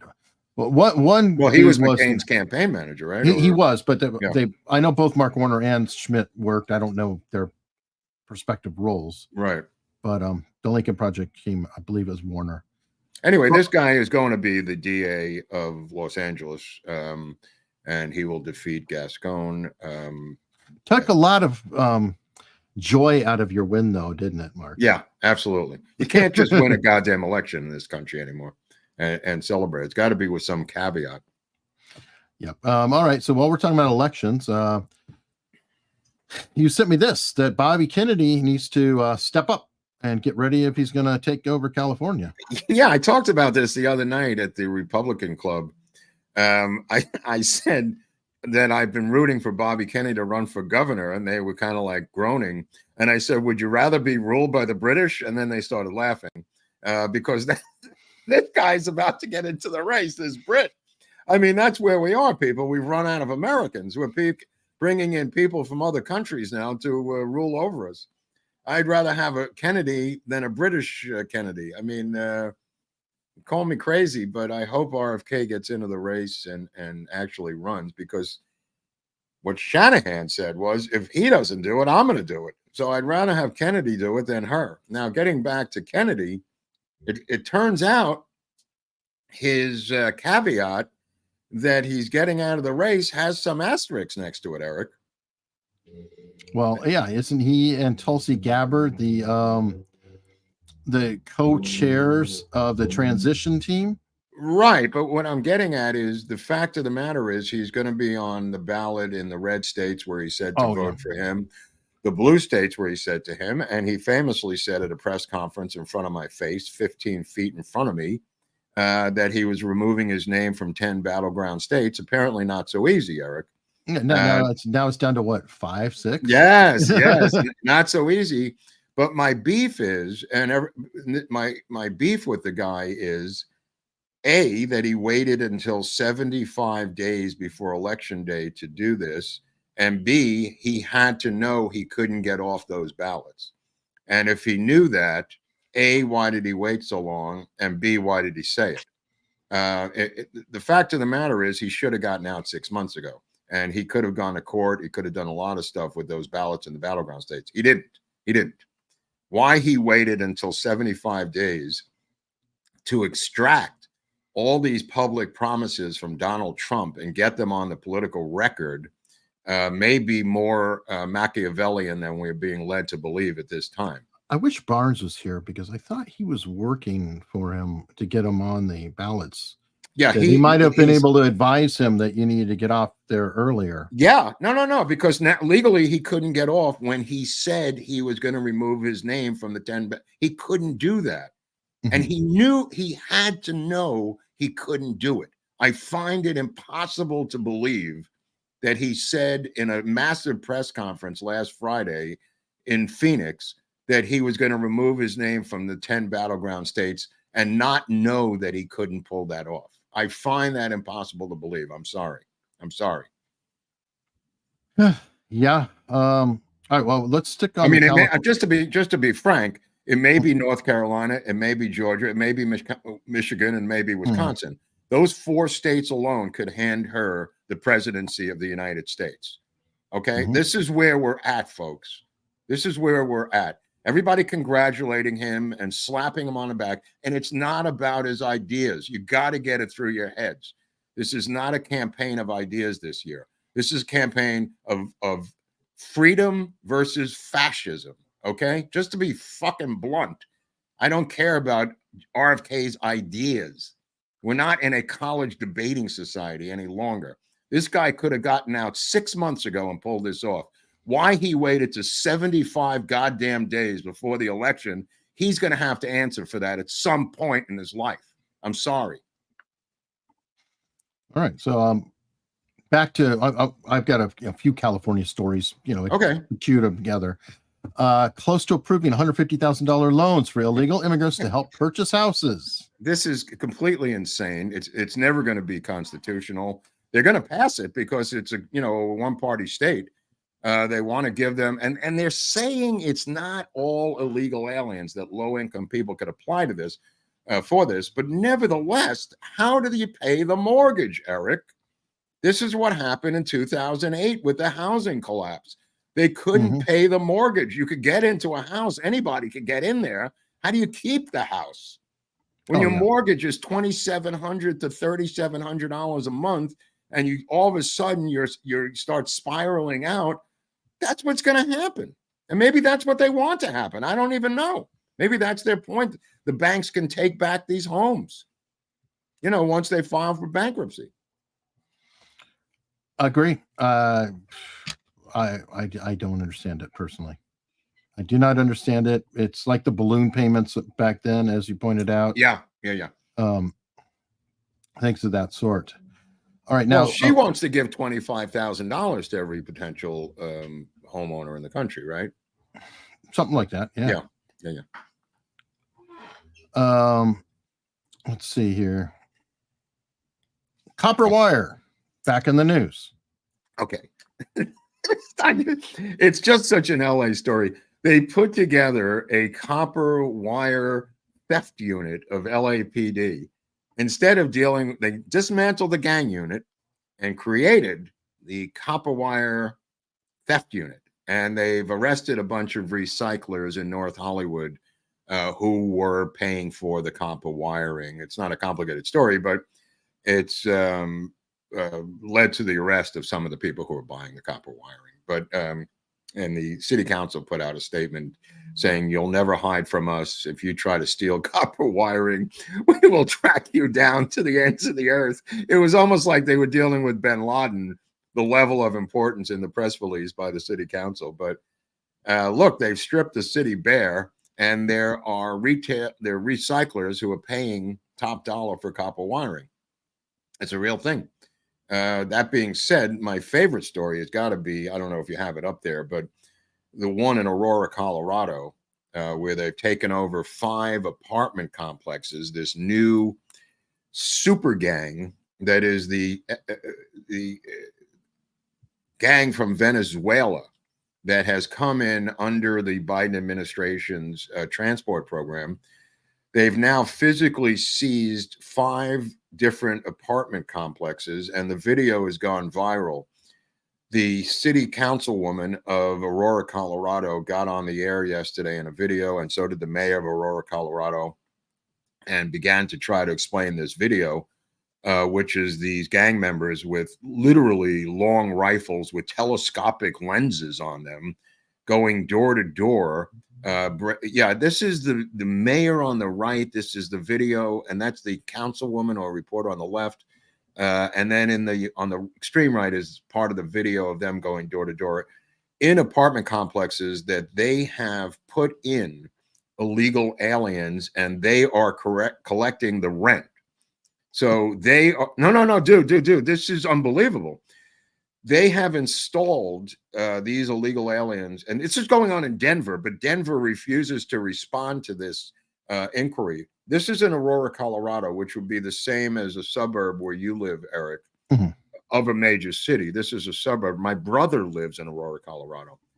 These complexes are kind of like garden apartments. They're not like ghetto, buildings in back east. They're much more 1- and 2-story garden apartments, and they have taken over 5 of these complexes where they collect the rent and they install the people and they evict the people. And it looks like what's going on in this video is they're evicting people who are not paying the rent to them. There's also them selling drugs to them. Just an amazing, amazing story of the open border of Kamala Harris gone berserk. This is where we are, Eric. And that woman is saying that the federal government brought them there. Wow. Wow. This is the craziest story of the month. And if it wasn't for that video, because the mayor of Aurora, Colorado, I take that back. The police department of Aurora, Colorado denied the existence of this problem. They put out a statement saying this is a one-off. It doesn't exist. It's not a problem. They're not responding. And she says in that interview, the police are not responding, and she believes it's coming from state officials from the Capitol ordering them not to respond, or from Washington. Well, yeah, the governor dismisses it, saying, "Oh, here it is. Great. It's your imagination." Yep. It's not what you see, Mark. Don't believe your lying eyes. The governor. This is the governor. He looks like a reputable cat. Looks like Walz's brother. It looks like Walz's twin brother. Whatever you see here, this insane video, don't believe it. When the kid comes up with a sniper rifle, I couldn't even carry it. It was bigger than him, Eric. I mean, everybody. No, it's funny. I guess they're okay with the Second Amendment if it's their game. In this case, yeah. Yeah, I get so confused because they really hate weapons, but now that's okay. Now it's just your imagine. You know why, Mark? It's their imaginary weapons. They're imaginary weapons. I get it. So, holy crap. Okay. All right. Let's go through. We've got a bunch of super chats that have been coming in for a while. Pamela Clifton coming in. Happy Friday, guys. I love the thumbnail. Thank you. I'm very proud of the thumbnail. Great thumbnail. I think it was perfect. It's going to the Thumbnail Hall of Fame in Pittsburgh, Pennsylvania, which is next to the University of Pittsburgh. Pittsburgh, not Canton. No, Ohio. We moved out. Misty 401, TGIF, everybody. Trump, Captain America. Yep. Thank you. And then we got Pew Pew gifting 10 American Untold Stories memberships. So generous, Pew Pew. Thank you. Thank you very much, as always, lately.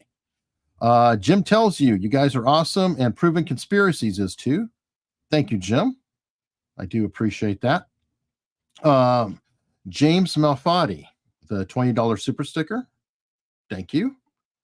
James Malfatti with a $2 super chat without a question. With a bumper. Thank you. Thank you on both. I hope you didn't have a question. Howie Brown, we got a new person giving memberships. Howie Brown gave 5 American Untold Stories memberships. That's awesome. Thank you very, very much. UPenn, Connecticut. In 1 week, I will have been a member for 2 years. Hope YouTube doesn't unsub me. You got to stay on it, bro. You got to stay on it. I don't know. They screwed over, I think, Dick Dickerson, who had been a member for a long time, and took it away because they get like there's like badges. The longer somebody's a member, it shows, by the badge how long you've been supporting them. That pissed me off too. If I've been supporting something for a while and YouTube glitches on it, that would really upset me. James Malfatti, truth about Woodward. What'll it take? About Bob Woodward? Yeah. I mean, there's plenty of stuff out there. I mean, what do you want, a full page ad in the New York Times? I mean, there's plenty of information there. It's funny because people have access to information, and it's still not enough for people. They want it to be on CNN. Unless it's on CNN, the lowest rated cable news channel, it's not real for a lot of people. It's really a weird psychological mind fuck. I put out a thing on Twitter today about I want to call for a ban of all CIA operatives running for office and being in the media and being consultants on TV with national security clearances. And for the most part, people supported it. And I said, look, we're not going to review individual CIA favorites. And each one of them had a CIA guy, and they all, whoever it was. So they had different ones. My CIA guy is honest and hates the government. And it's kind of like the people whose congressman is okay, but they hate Washington. Or lawyers. Everybody hates all lawyers except for their lawyer. Except for their lawyer or their congressman or their CIA media guy. And I just started cracking up. I said, we're not going to review them individually. I'm half kidding. But I said it's a nationwide ban against spooks in the media. Well, you can't take my spook away. I don't know. There's a lot of love for the CIA, Mark. Yeah. Come on. Dog Boy, no matter what we show half our friends and family, they have TDS. And even if they suffer economically and could lose their rights, they'll vote with hate. Yes. That's why that commercial is so perfectly effective. The closest I can say to that is George Soros, who famously in his 60 Minutes interview talked about turning in his fellow Jews to the Nazis to get their property. Him and his dad went around, I think it was in Hungary, to turn the Jews over to his own people, over to the Nazis for execution. And we're supposed to accept George Soros today. Yep. And he had no guilt about it either. No, he said talked about how it was fun. He would do it again. He would do it again. Yeah, it's creepy. There's nothing lower than that, George Soros, bro. I mean, that's the bottom of the barrel. Or maybe his son. I don't know. Maybe his son's even. Well, creepier. I mean, his son's with Huma Abedin now. So Yeah. God. Okay. Bob Tranquilli, greetings from beautiful Chilliwack, BC, Columbia. Trump Vance 2024 and F Trudeau. Wow. I think How long Trudeau's is on this his way guy out. Trudeau? Is Trudeau? They keep saying that, but I mean, he's one of the longest reigning rulers. Well, he was clever. He called an election and then managed to pull it off. So he reset the clock. So I think he got elected. I think he got reelected. And then I think he called for another election like 2 years in. Yeah. And so he extended that term into 6 years or whatever. I don't know how long it is. Don't quote me for accuracy, folks. I do know that he did call that and got extended. Fletcher Boy, Mark, you're making $20 an hour now. Thanks, Gavin. I know, it's great. Tip of the hat to Gavin. Thank you. It's great here. I'm telling you, I'm working the cashier.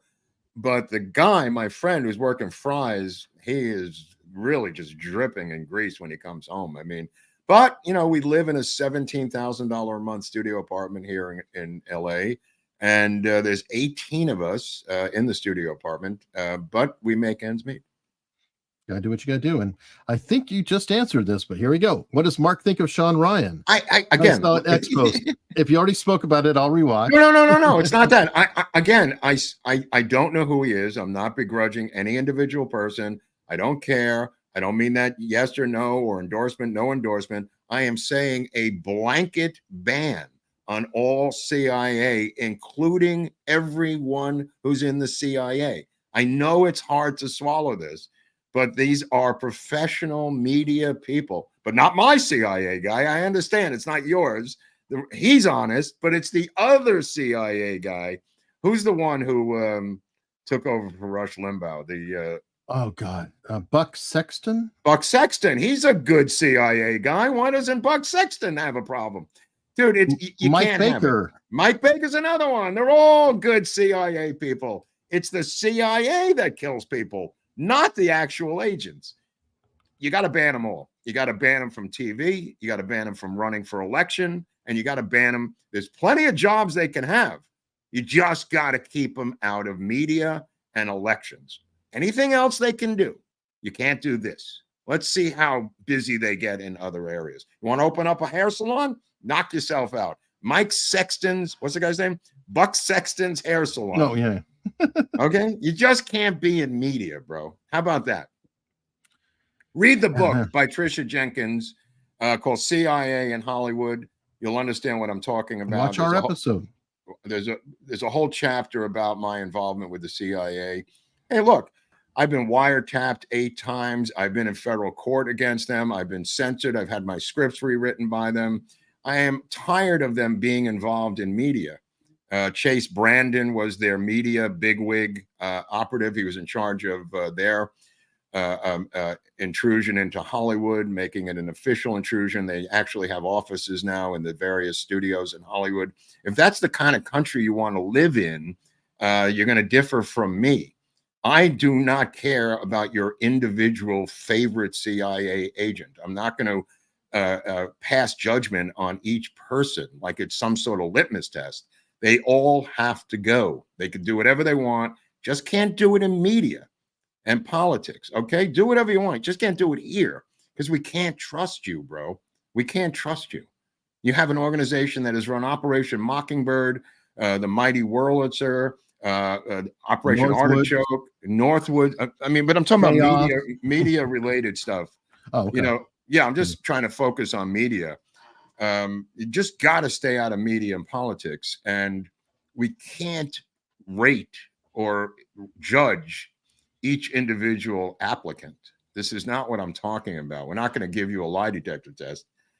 By the way, that's what James McCord used to do, is give lie detector tests to other CIA agents. Why do you need that, Eric? Yeah, I mean, they know themselves better than we know them. Well, it's bullshit anyway. It's a rubber hose. It's a threat. Yeah. I mean, how'd the lie detector work with Aldrich Ames? No. I mean, you could be, obviously you could beat the box. I mean, but the reality of it is, why are they even doing that if they're so loyal to the agency? Yeah, it's a threat.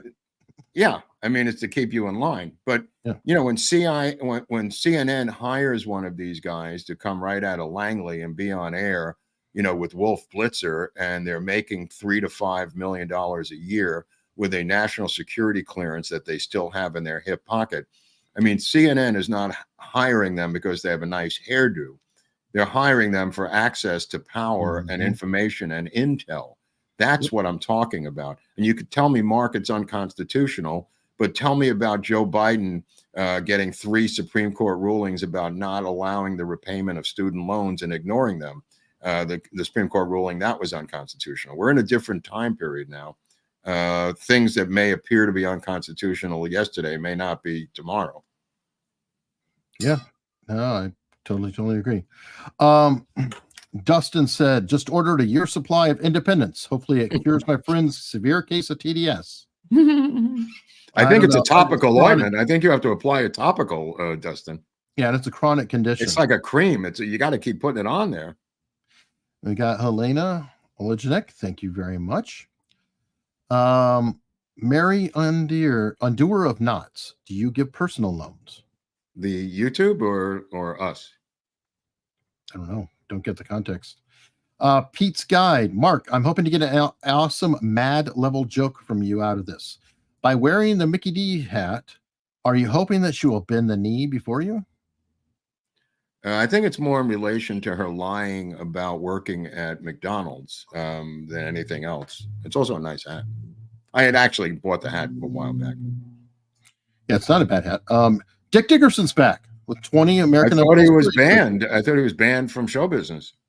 I don't think he was banned, but Dick, something's on this way to you. I think Wednesday. Thank you very much, by the way, Dick. Scott Bimbo. I lied. Never been to Torme's. I went to Papa's.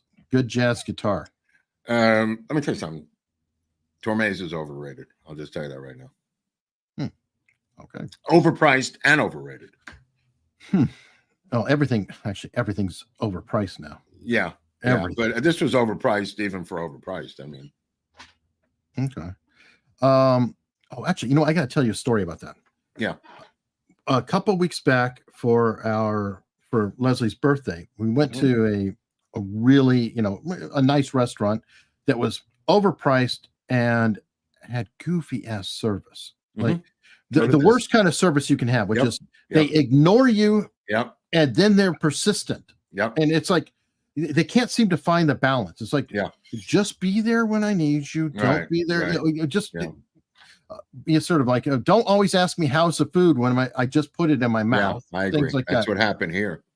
But here's the irony. Earlier that day, because we tried to do it before, but the machines were down, we went to get her driver's license updated. And I went ahead and got mine updated too to get the real ID. So TSA won't hopefully hassle me. I have that. Yeah. Okay. Well, they have it now in Virginia, an appointment system. And I'm like, okay, well, let's see how this is going to work. Because the DMV is the worst freaking experience in our life. However, we went in, she had an appointment for 20 after the hour. I had it for 30 after the hour. At 16 minutes after the hour, they called her up. At 25 minutes after the hour, they called me up. We were out of there at 31 minutes past the hour. We spent less than 10 minutes. And I thought, this is upside down world that I got better service at that damn DMV of all places than an extremely expensive restaurant. So. Well, I got a better one. A guy puts on a giant fan We're outdoors. We're outside. You can eat inside or outside. We go outside. Seemed nicer under the stars. You know, a couple people sitting out there in the courtyard. Puts on a giant fan. It's making sounds like a DC-9. So he comes over and he says, the fan's too loud. I'll turn it off. I said, yeah, you better turn it off. Never turns it off. And then we're starting to get attacked by flies that are eating the food. So he puts a special fan on the table, which I think attracted even more flies. So we moved to another table and the flies followed us to eat the food off the table that the guy was bringing to us. God, that's horrible. It was just a horrible experience. I didn't say anything. I just wanted to get out and survive. But holy crap. I don't recommend tourmays. I hear you. I hear you. Let's see. Anter Das. I'm all in betting Trump this election. If everything goes according to plan, looking at 150 return on investment. Wow. Cherry on top, I'm taking Democrats' money. Wow. I hope that works, man. Good luck. Wow. Anter Das, the extreme pro-life movement is killing itself. The extreme pro-life movement. You know, it's funny. He vetoed a bill, Walz in Minnesota, that was the out-of-womb survival of a infant bill. You know, I think he was already out of the womb and had to be kept alive. He vetoed that. You know, in other words, a 9-month child being born, or an 8-month where he comes out early and has to be kept alive, like the former governor of Virginia talked about how they have to kill them. He vetoed the survival of the human bill, to the applause of women in back of him. It was the creepiest thing I've ever seen. Well, he's a creep. He's a creep. Doc 5758, what do you think the Dems will roll out against Trump right before the election? Oh, you got a conviction coming up. Well, he's got a sentencing. He's got a sentencing coming up September 18th. How about that for 36 felony counts? And let's start with that on September 18th and see what happens. That is 18 or 20 days away from happening. Rufus Android, is it just me, or does Dana Bash have a distinct equine countenance? Well, again, she was married to a CIA agent. Her husband was CIA and then in the State Department. And that's why she was allowed to come on to CNN, because of the connection with him. So Dana Bash, which I think might be in our episode, is CIA adjacent. Adjacent meaning the guy sleeping next to you at night. Yeah, well, I think so, because her husband was appearing on CNN at the same time. Oh, yeah. Yeah. Buck Rizzler said Dems. Okay. Enter Das. Lord Buckley, don't be so pessimistic. I believe RFK staying on battleground states will backfire on the Democrats, like Barnes said. I don't really know how that works. Staying there and not giving up which most people estimate as 75% of RFK voters would move over to Trump if they didn't have him on the ballot. So having him on the ballot is going to allow them to still vote for him on the ballot. And again, my beef is, I know this sounds harsh, but he did it 75 days before the most important election in American history. If that's not about ego, I want to know why he waited. What happened at 75 days? He went up in this press conference and said, I don't want to be called a spoiler. I called him a spoiler over a year and a half ago. Why at 75 days did he wake up and say, I don't want to be remembered as a spoiler? He then went over to Trump's event, which I went to, and said that he is endorsing Trump. Okay. He extracted all these different things from Trump politically, in terms of verbiage. Okay. Now what happens? I mean, in reality, if Trump loses, none of that comes to fruition. True. Yeah. True. I mean, hopefully he's out there campaigning with them the whole time, like you said. Right. No, out there. So, right. I mean, and this ad that they made is wonderful and everything else. My beef is that he did this and took so long to do this, literally waiting until 75 days before the election. I'm sorry if that doesn't upset you. but it's driving me freaking insane. Well, we could always ask him about that. Oh, wait, never mind. Yeah, yeah. For the 90th time, he told me he's going to come on the show, only to have his press secretary not do anything. Blah blah blah. Isn't that great? You were on with Van Gogh, the comic kid. All right, Basil Beshkov. Did you see Carole King singing with the Swifties her Kamala endorsement webinar? I did not, but I found a rare Carole King album at a record store in Prescott the other day, and I bought it. It was like $3. It was in mint condition. Wow, nice. Yeah. Nice. And one by Nico also.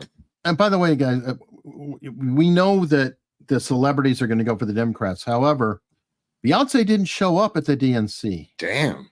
Taylor Swift didn't show up at the DNC. Damn. And everybody was assuming that was going to happen. It was like, what did she have? Pink? So there isn't quite the groundswell that people think. I mean, it's there. Obviously, they're going to endorse her, blah, blah, blah, blah. But I don't feel like they're lining up quite as much. Yeah. I guess the latest news is that W may be endorsing her. So, well, that's not news. That until that happens, this mental patient is in his basement making children's paintings. I mean, what a piece of shit this guy is. Kind of like a John Hinckley. No, not Hinckley. Well, yeah, Hinckley. Oh, Hinckley's doing it too. Yeah, Hinckley too. I was thinking of one who liked to paint clowns. Oh, John Wayne Gacy. Yeah, that's another one. Yeah. John Wayne Gacy, George W. Bush, and John Hinckley are in a paint-off. They're in a paint-off. Yeah, I like it. I think it's true. Galveston County Mike, and we learned if Pamela Clifton is the niece of the famous Tony Clifton. Actually the daughter. She's actually the daughter of Tony Clifton. But there's some sort of genetic mishap traced back to Tony Clifton. So we're not sure who's the mother. Let me put it that way. All right. Lynn Bleckstein, hello from Chattanooga. Thank you. Well, take Tennessee, for instance. Can they wait in those red counties for Nashville to get done before they turn in their votes, Eric? Yes. No, that's what Rich was saying. I mean, it just takes some cojones to just wait them out. I mean, it's not rocket science, for Christ's sakes. I mean, just wait out Philadelphia in Pennsylvania. Wait out the Detroit in Michigan, for Christ's sakes. Wait them out. I'm going to call them on the phone. You know what? I'm going to get their phone numbers in Arizona. I'm going to call them up. I'm going to do that. I'm going to get the registrar's phone numbers, call them up, and if I don't talk to them, I'm going to leave a message. All right. And I'm going to address this. I'm skipping a bunch to address this one because I want to take a minute. Okay. Eric and Mark, you guys would fare better if you occasionally highlighted those who don't send you money. Viva is a model for that. Okay. I actually did show, I believe, at least 3 chats earlier that didn't. Number one. Number two, while we're talking about a model for that, I can tell you right now that Viva and Baris do not even show all the super chats or all the Rumble rants. So I do try to make it a point of everyone who does contribute money. I try my damnedest to show all the super chats.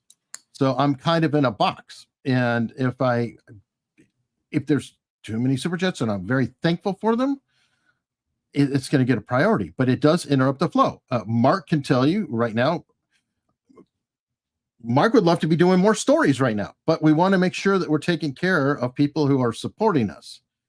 So if somebody can tell me the best way to handle this to please everyone, I will be indebted to you. But so far, I haven't found a good formula, and I feel like showing random non-payers is cool. I'm happy to do that, to show random chats. That's awesome. However, I don't want to forsake people who do pay because that would really piss me off. Oh, hey, I'm paying. I'm paying, and he's not going to bother. What do you want? Anyway. All right, that was a good answer.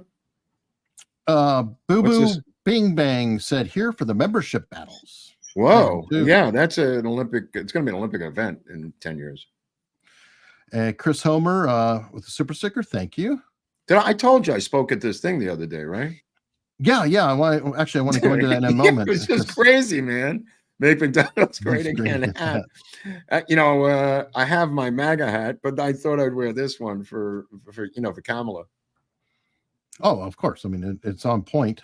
It's like when you're doing a PD said, I've been a subscriber for 2 years, back when you had 111,000. Yeah. That was 4 years ago. That was 4 years ago. It's brutal, man. That's brutal. Yeah, there's no explanation by YouTube. It's just an anomaly, they tell us. It's just an anomaly. You get 1,000 subscribers a year after you get 100,000. Wow. It's frustrating. Super sticker from Michael Journey Sr. Julian Siaha Consulting has been is a new member. Thank you.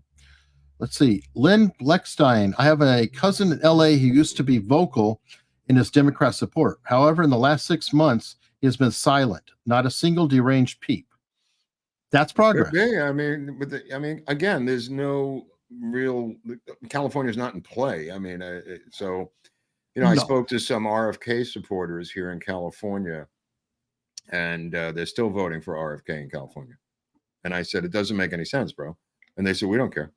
I mean, it wasn't even a rational thing. I just said it would help Trump to win the popular vote, Eric, as you're well aware, and also the Electoral College. They didn't give a shit. They didn't care. They're voting for RFK. And I said, he told you not to do it. And they said they didn't care about that either. Although he did say you could vote for him in the blue states and the red states. So maybe they're hypnotized by his raspy voice. Well, I will say I don't care if they vote for him in California. You vote for me right here. Everybody can vote. Everybody vote for him in California. I'm fine with that. Right. Everybody vote for him here.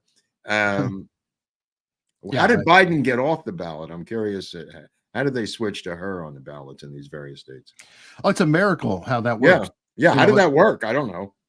I don't know. I mean, let me see. Let's take Michigan as a great test case. Michigan. We're going to prevent Cornel West from going on, but prevent RFK from going off. Oh, okay. Hold on. No, you're not done, because Biden had to get off and Harris had to get on. But that wasn't a problem, Mark. That was just instant. I mean, come on. Wow. Now, who's the governor there again? Whitmer? Yeah. I mean, geez, what do you expect? Well, you know what? While we're on something here, and this is something I should get Nate's code, but I don't have it. You sent me this article, but it's starting to go around, and people really need to know this. If you've used Chrome in incognito mode, you might be entitled to $5,000 compensation. Why? What?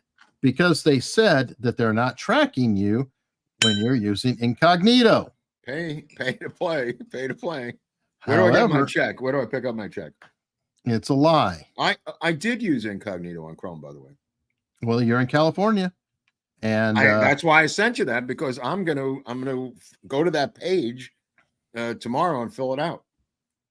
Yeah, I know Nate's been getting a lot of business off of that from people, because he has a legal arrangement. Dick Dickerson gifted 10 Americans Untold Story memberships. So that's 30. Thank you. Dickerson never sleeps. It's like the city never sleeps with New York. Dick Dickerson never sleeps. It's 3 o'clock in the morning in Norway, and Dickerson is still gifting memberships to unknown people. When he goes to Memberships Anonymous, which is a 12-step program for people addicted who give memberships, he may find a sponsor and begin to work a program for the first time. I don't encourage that, though. I encourage, some habits are hard to break and should be. Well, some of them, there's habits and then there's addictions. So it's a thin line. PD said Trudeau had 32% of the vote last election. Like I said before, it's Toronto and Quebec that elect that shithead. Well, what is 32? I mean, because you have a parliamentary system, but that's a huge amount in a parliamentary system. Yeah, because he did the thing with Ving. That other dude, Sing Ving. I forget his name. I mean, that may be all it takes. I think Macron did the same thing with the communists, according to Dr. Drew, who changed their name to the Democratic Freedom Party of France. Have you noticed how many times Democrat is in the name? Like, what is the actual North Korea name? It's like the Democrat Republic of the Democratic Republic of the Congo. They always throw that in there when there's not a democratic government. That's it. I'm sorry. Jagmeet Singh. That's a name that rolls off your tongue. Jagmeet Singh. You know, I ordered that at the Indian restaurant the other night, and I got sag paneer instead. It was a complete mistake. All right. Basil Beshkov. Joe Biden was spying. That's funny. Church, 1975 CIA committee. Was he really? I mean, he could have been. He's old enough. He's been long enough. I don't. That might not be a joke. No, I don't think that might. I don't know. He was around. I don't know. It'd be worth looking into that. Maybe somebody has info. Please send it. Yeah. Wait till you hear about Hunt's family when we get not this Tuesday, but the following Tuesday. Hunt's, just to give you a teaser, his father hung out business-wise and economically with a guy named Donovan, who started the OSS. Hunt's father. Wow, nice. And yeah, Biden was elected in 1974. So definitely could have been. Al Gonzalez, Mark, Bridget Fonda was a babe back in the day. Yeah. So married to weirdo Danny Elfman. Yeah. Caused her to fall apart so much for or other reasons. Okay, well, this is a weird marriage. First of all, she's ballooned like the Hindenburg, Al. Second of all, Elfman is, and is the whole family, are Scientologists. So I never really found out if Bridget Fonda became a Scientologist or just ate herself into Hindenburg proportions. Yeah, if you look at Jackie Brown, the Tarantino movie, Tarantino, who has now come out and endorsed Kamala Harris yesterday, this schmuck, you would wonder about his choices. But indeed, Bridget Fonda, and if you saw what she looked like today, you wouldn't even guess that's the same human being on the same planet. I mean, look, none of us look like what we look like when we're 29, but sure, there's some resemblance. I mean, for the love of God, there is no resemblance between Bridget Fonda. I don't know how she's married to Danny Elfman. Who looks he just got Me Too'd. Danny Elfman. Yeah. Maybe that's why. Maybe that's why, because of her. But I don't know. I've never heard that she's a Scientologist. He is. But I've never heard that about Bridget Fonda. All right. Antor Das said, argument is RFK already told his supporters to vote Trump, so they will. The people that will vote RFK would have voted Harris, so taking votes from Dems. People aren't going to listen just because he tells them and they'll be like, no, I supported you, damn it. I'll vote for you or I'm not. Well, everybody seems to think that this is a mathematical 50-50 binary switch. You know what I mean, Eric? Like that if you're 50% are going to go to Harris, 50%, because that's normal, are going to go to Trump. It's not that way, folks. It's not that way. Finally, at this press conference, what RFK admitted, which was denied to me repeatedly, was that his internal polling indicated he was taking more votes from Trump from Harris. Shanahan said that. Yeah, and he said it at the press conference, and I've been saying it, and we've been saying it for over a year and a half, and we've been mocked by a lot of other pundits for something that the actual candidates are now admitting. The question again becomes, why did he wait till 75 days before the election? And please don't tell me better late than never, because that is the stupidest answer anyone could ever come up with. Scarlet Rose, been with AUS since the beginning. Mark, have you tried Colt Grill? Excellent barbecue. One in Prescott, several in the Verde Valley. You know, when I saw a sign for that, I didn't know what the hell that was. Okay. But somebody recommended Tormes to me too, and it was a shit house. So I'll try that. I can't just keep going to these places and have it blow up in my face. You got to eat somewhere. I got to eat somewhere, but I'd rather make my own food if that's going to be the case, because you're kind of stuck with flies on you. All right, Fletcher boy, this is not going to happen. Mark just moved to Nashville already. Lots of LA expats. Yeah, I mean, it's ridiculous. I mean, you know, the city to city turning them blue. The mayor of Nashville's a Jew. How the hell did he end up down there? The point of the matter is you have to crush these blue cities, electorally speaking, if you have more votes than they have, which I suspect the surrounding, this is in red states with blue big cities in the middle, by holding out so they can't steal it from you. That's all I'm asking. If we lose fair and square, we lose fair and square. But Do not give them the goddamn number of your final tally, for Christ's sakes. It's like giving coke to a monkey in a nightclub. True. And Lynn Bleckstein said, Mark, in Tennessee, the vote counting corruption is centered in Memphis, not so much Nashville. All right. Well, then both. Some places like with Pennsylvania, it's both Pittsburgh and Philadelphia, from what I understand. So it may be two blue cities, but whatever it is, it's the same political theory. Agree. Brad Pitless, $5. Thank you. Ginny's getting inky with it. Seen a lot of apathy about voting this year, especially for Trump. People saying they don't care if it burns down. Really? Apathy? The last thing I've seen this year is apathy. I have not seen that in a while. I don't know what circle she's operating in, but if you work at a nursing home, maybe there's some apathy. But yeah, that's the last thing I've seen. Mean Gene in Florida said, as a JFK assassin buff, I've learned so much new info from AUS. Thank you. Yeah, some of it happened in Florida. I mean, we covered Miami and Tampa and some other.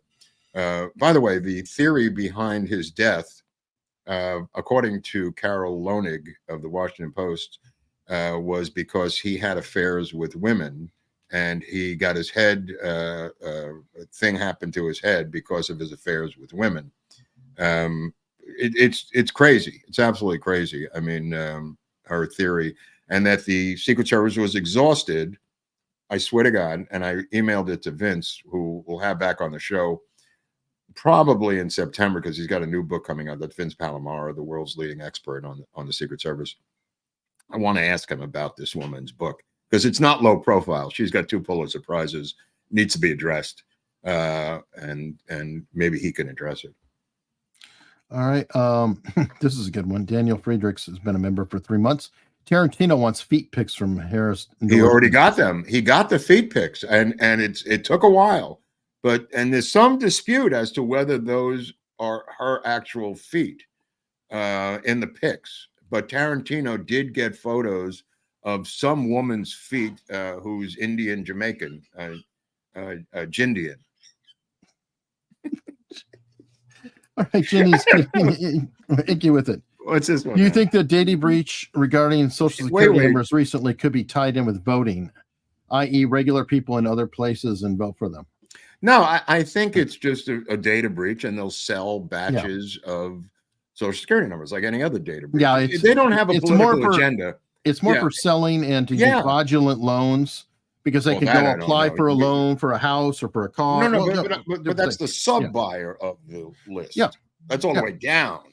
Well, it depends. It depends, because the people who did it directly could be part of an organization who does all of that as well. That would be separate. That would be a separate thing. But yeah, definitely possible. So I don't know. But we're going to be shifting now, and we're coming back on Tuesday with more news, which Mark can tell you, we haven't even got through. We've got a ton more that we're going to be covering on Tuesday. All the while, there's a lot of news that doesn't fit in. This is all the news that doesn't fit in on Tuesday. We're going to have to come back with more news. Like, even if we make it up, we're going to have to come back with more news. So that's going to be interesting. Well, we definitely have more news, but for now, we are headed to Locals. Really? At unstructured.locals.com, where we do a hangout and talk to people there who've been providing tips, things like that, who are standing by waiting. I hope you consider. You can become a member of Locals for free. Okay, I just want to ask people to follow me on Twitter. Is that wrong? No, you can. It's right on. I always forget. No, I always forget, but I never say anything. If you want to get blocked and enjoy yourself on Twitter, you can follow me at Lord Buckley on X right there. Thanks. Go on. Sorry. Yeah, and you could follow me and you won't be blocked. Most likely. You can be blocked. There are people who have accomplished the task. You've done blocked. It. Don't try to deny it, Hunley. I have blocked. I blocked a guy today. I think I've blocked at least 3 to 5 people. Really? Yeah. I mean, so I'm a blocking machine, as you could tell. I blocked one. It's been a while, but I did have to block a guy today. It was just off the rails. Well, and by the way, I am not the unblocker in chief. Yeah, don't go crying to Uncle Hunley. Don't go crying to him, you little pieces of crap. If you get blocked, you got to take it like a man. or a woman. Depending or a person. Or a person. Okay. Don't go crying Uncle Hunley. Then Mark blocked me. Please don't, because there's nothing. Can we talk about the women's club when I go over to locals? The speaking at the Republican Club? Absolutely. The craziest event. They got the wrong guy for this job. All right. Well, we'll see everybody over at locals. I'm gonna go out for a second. Okay.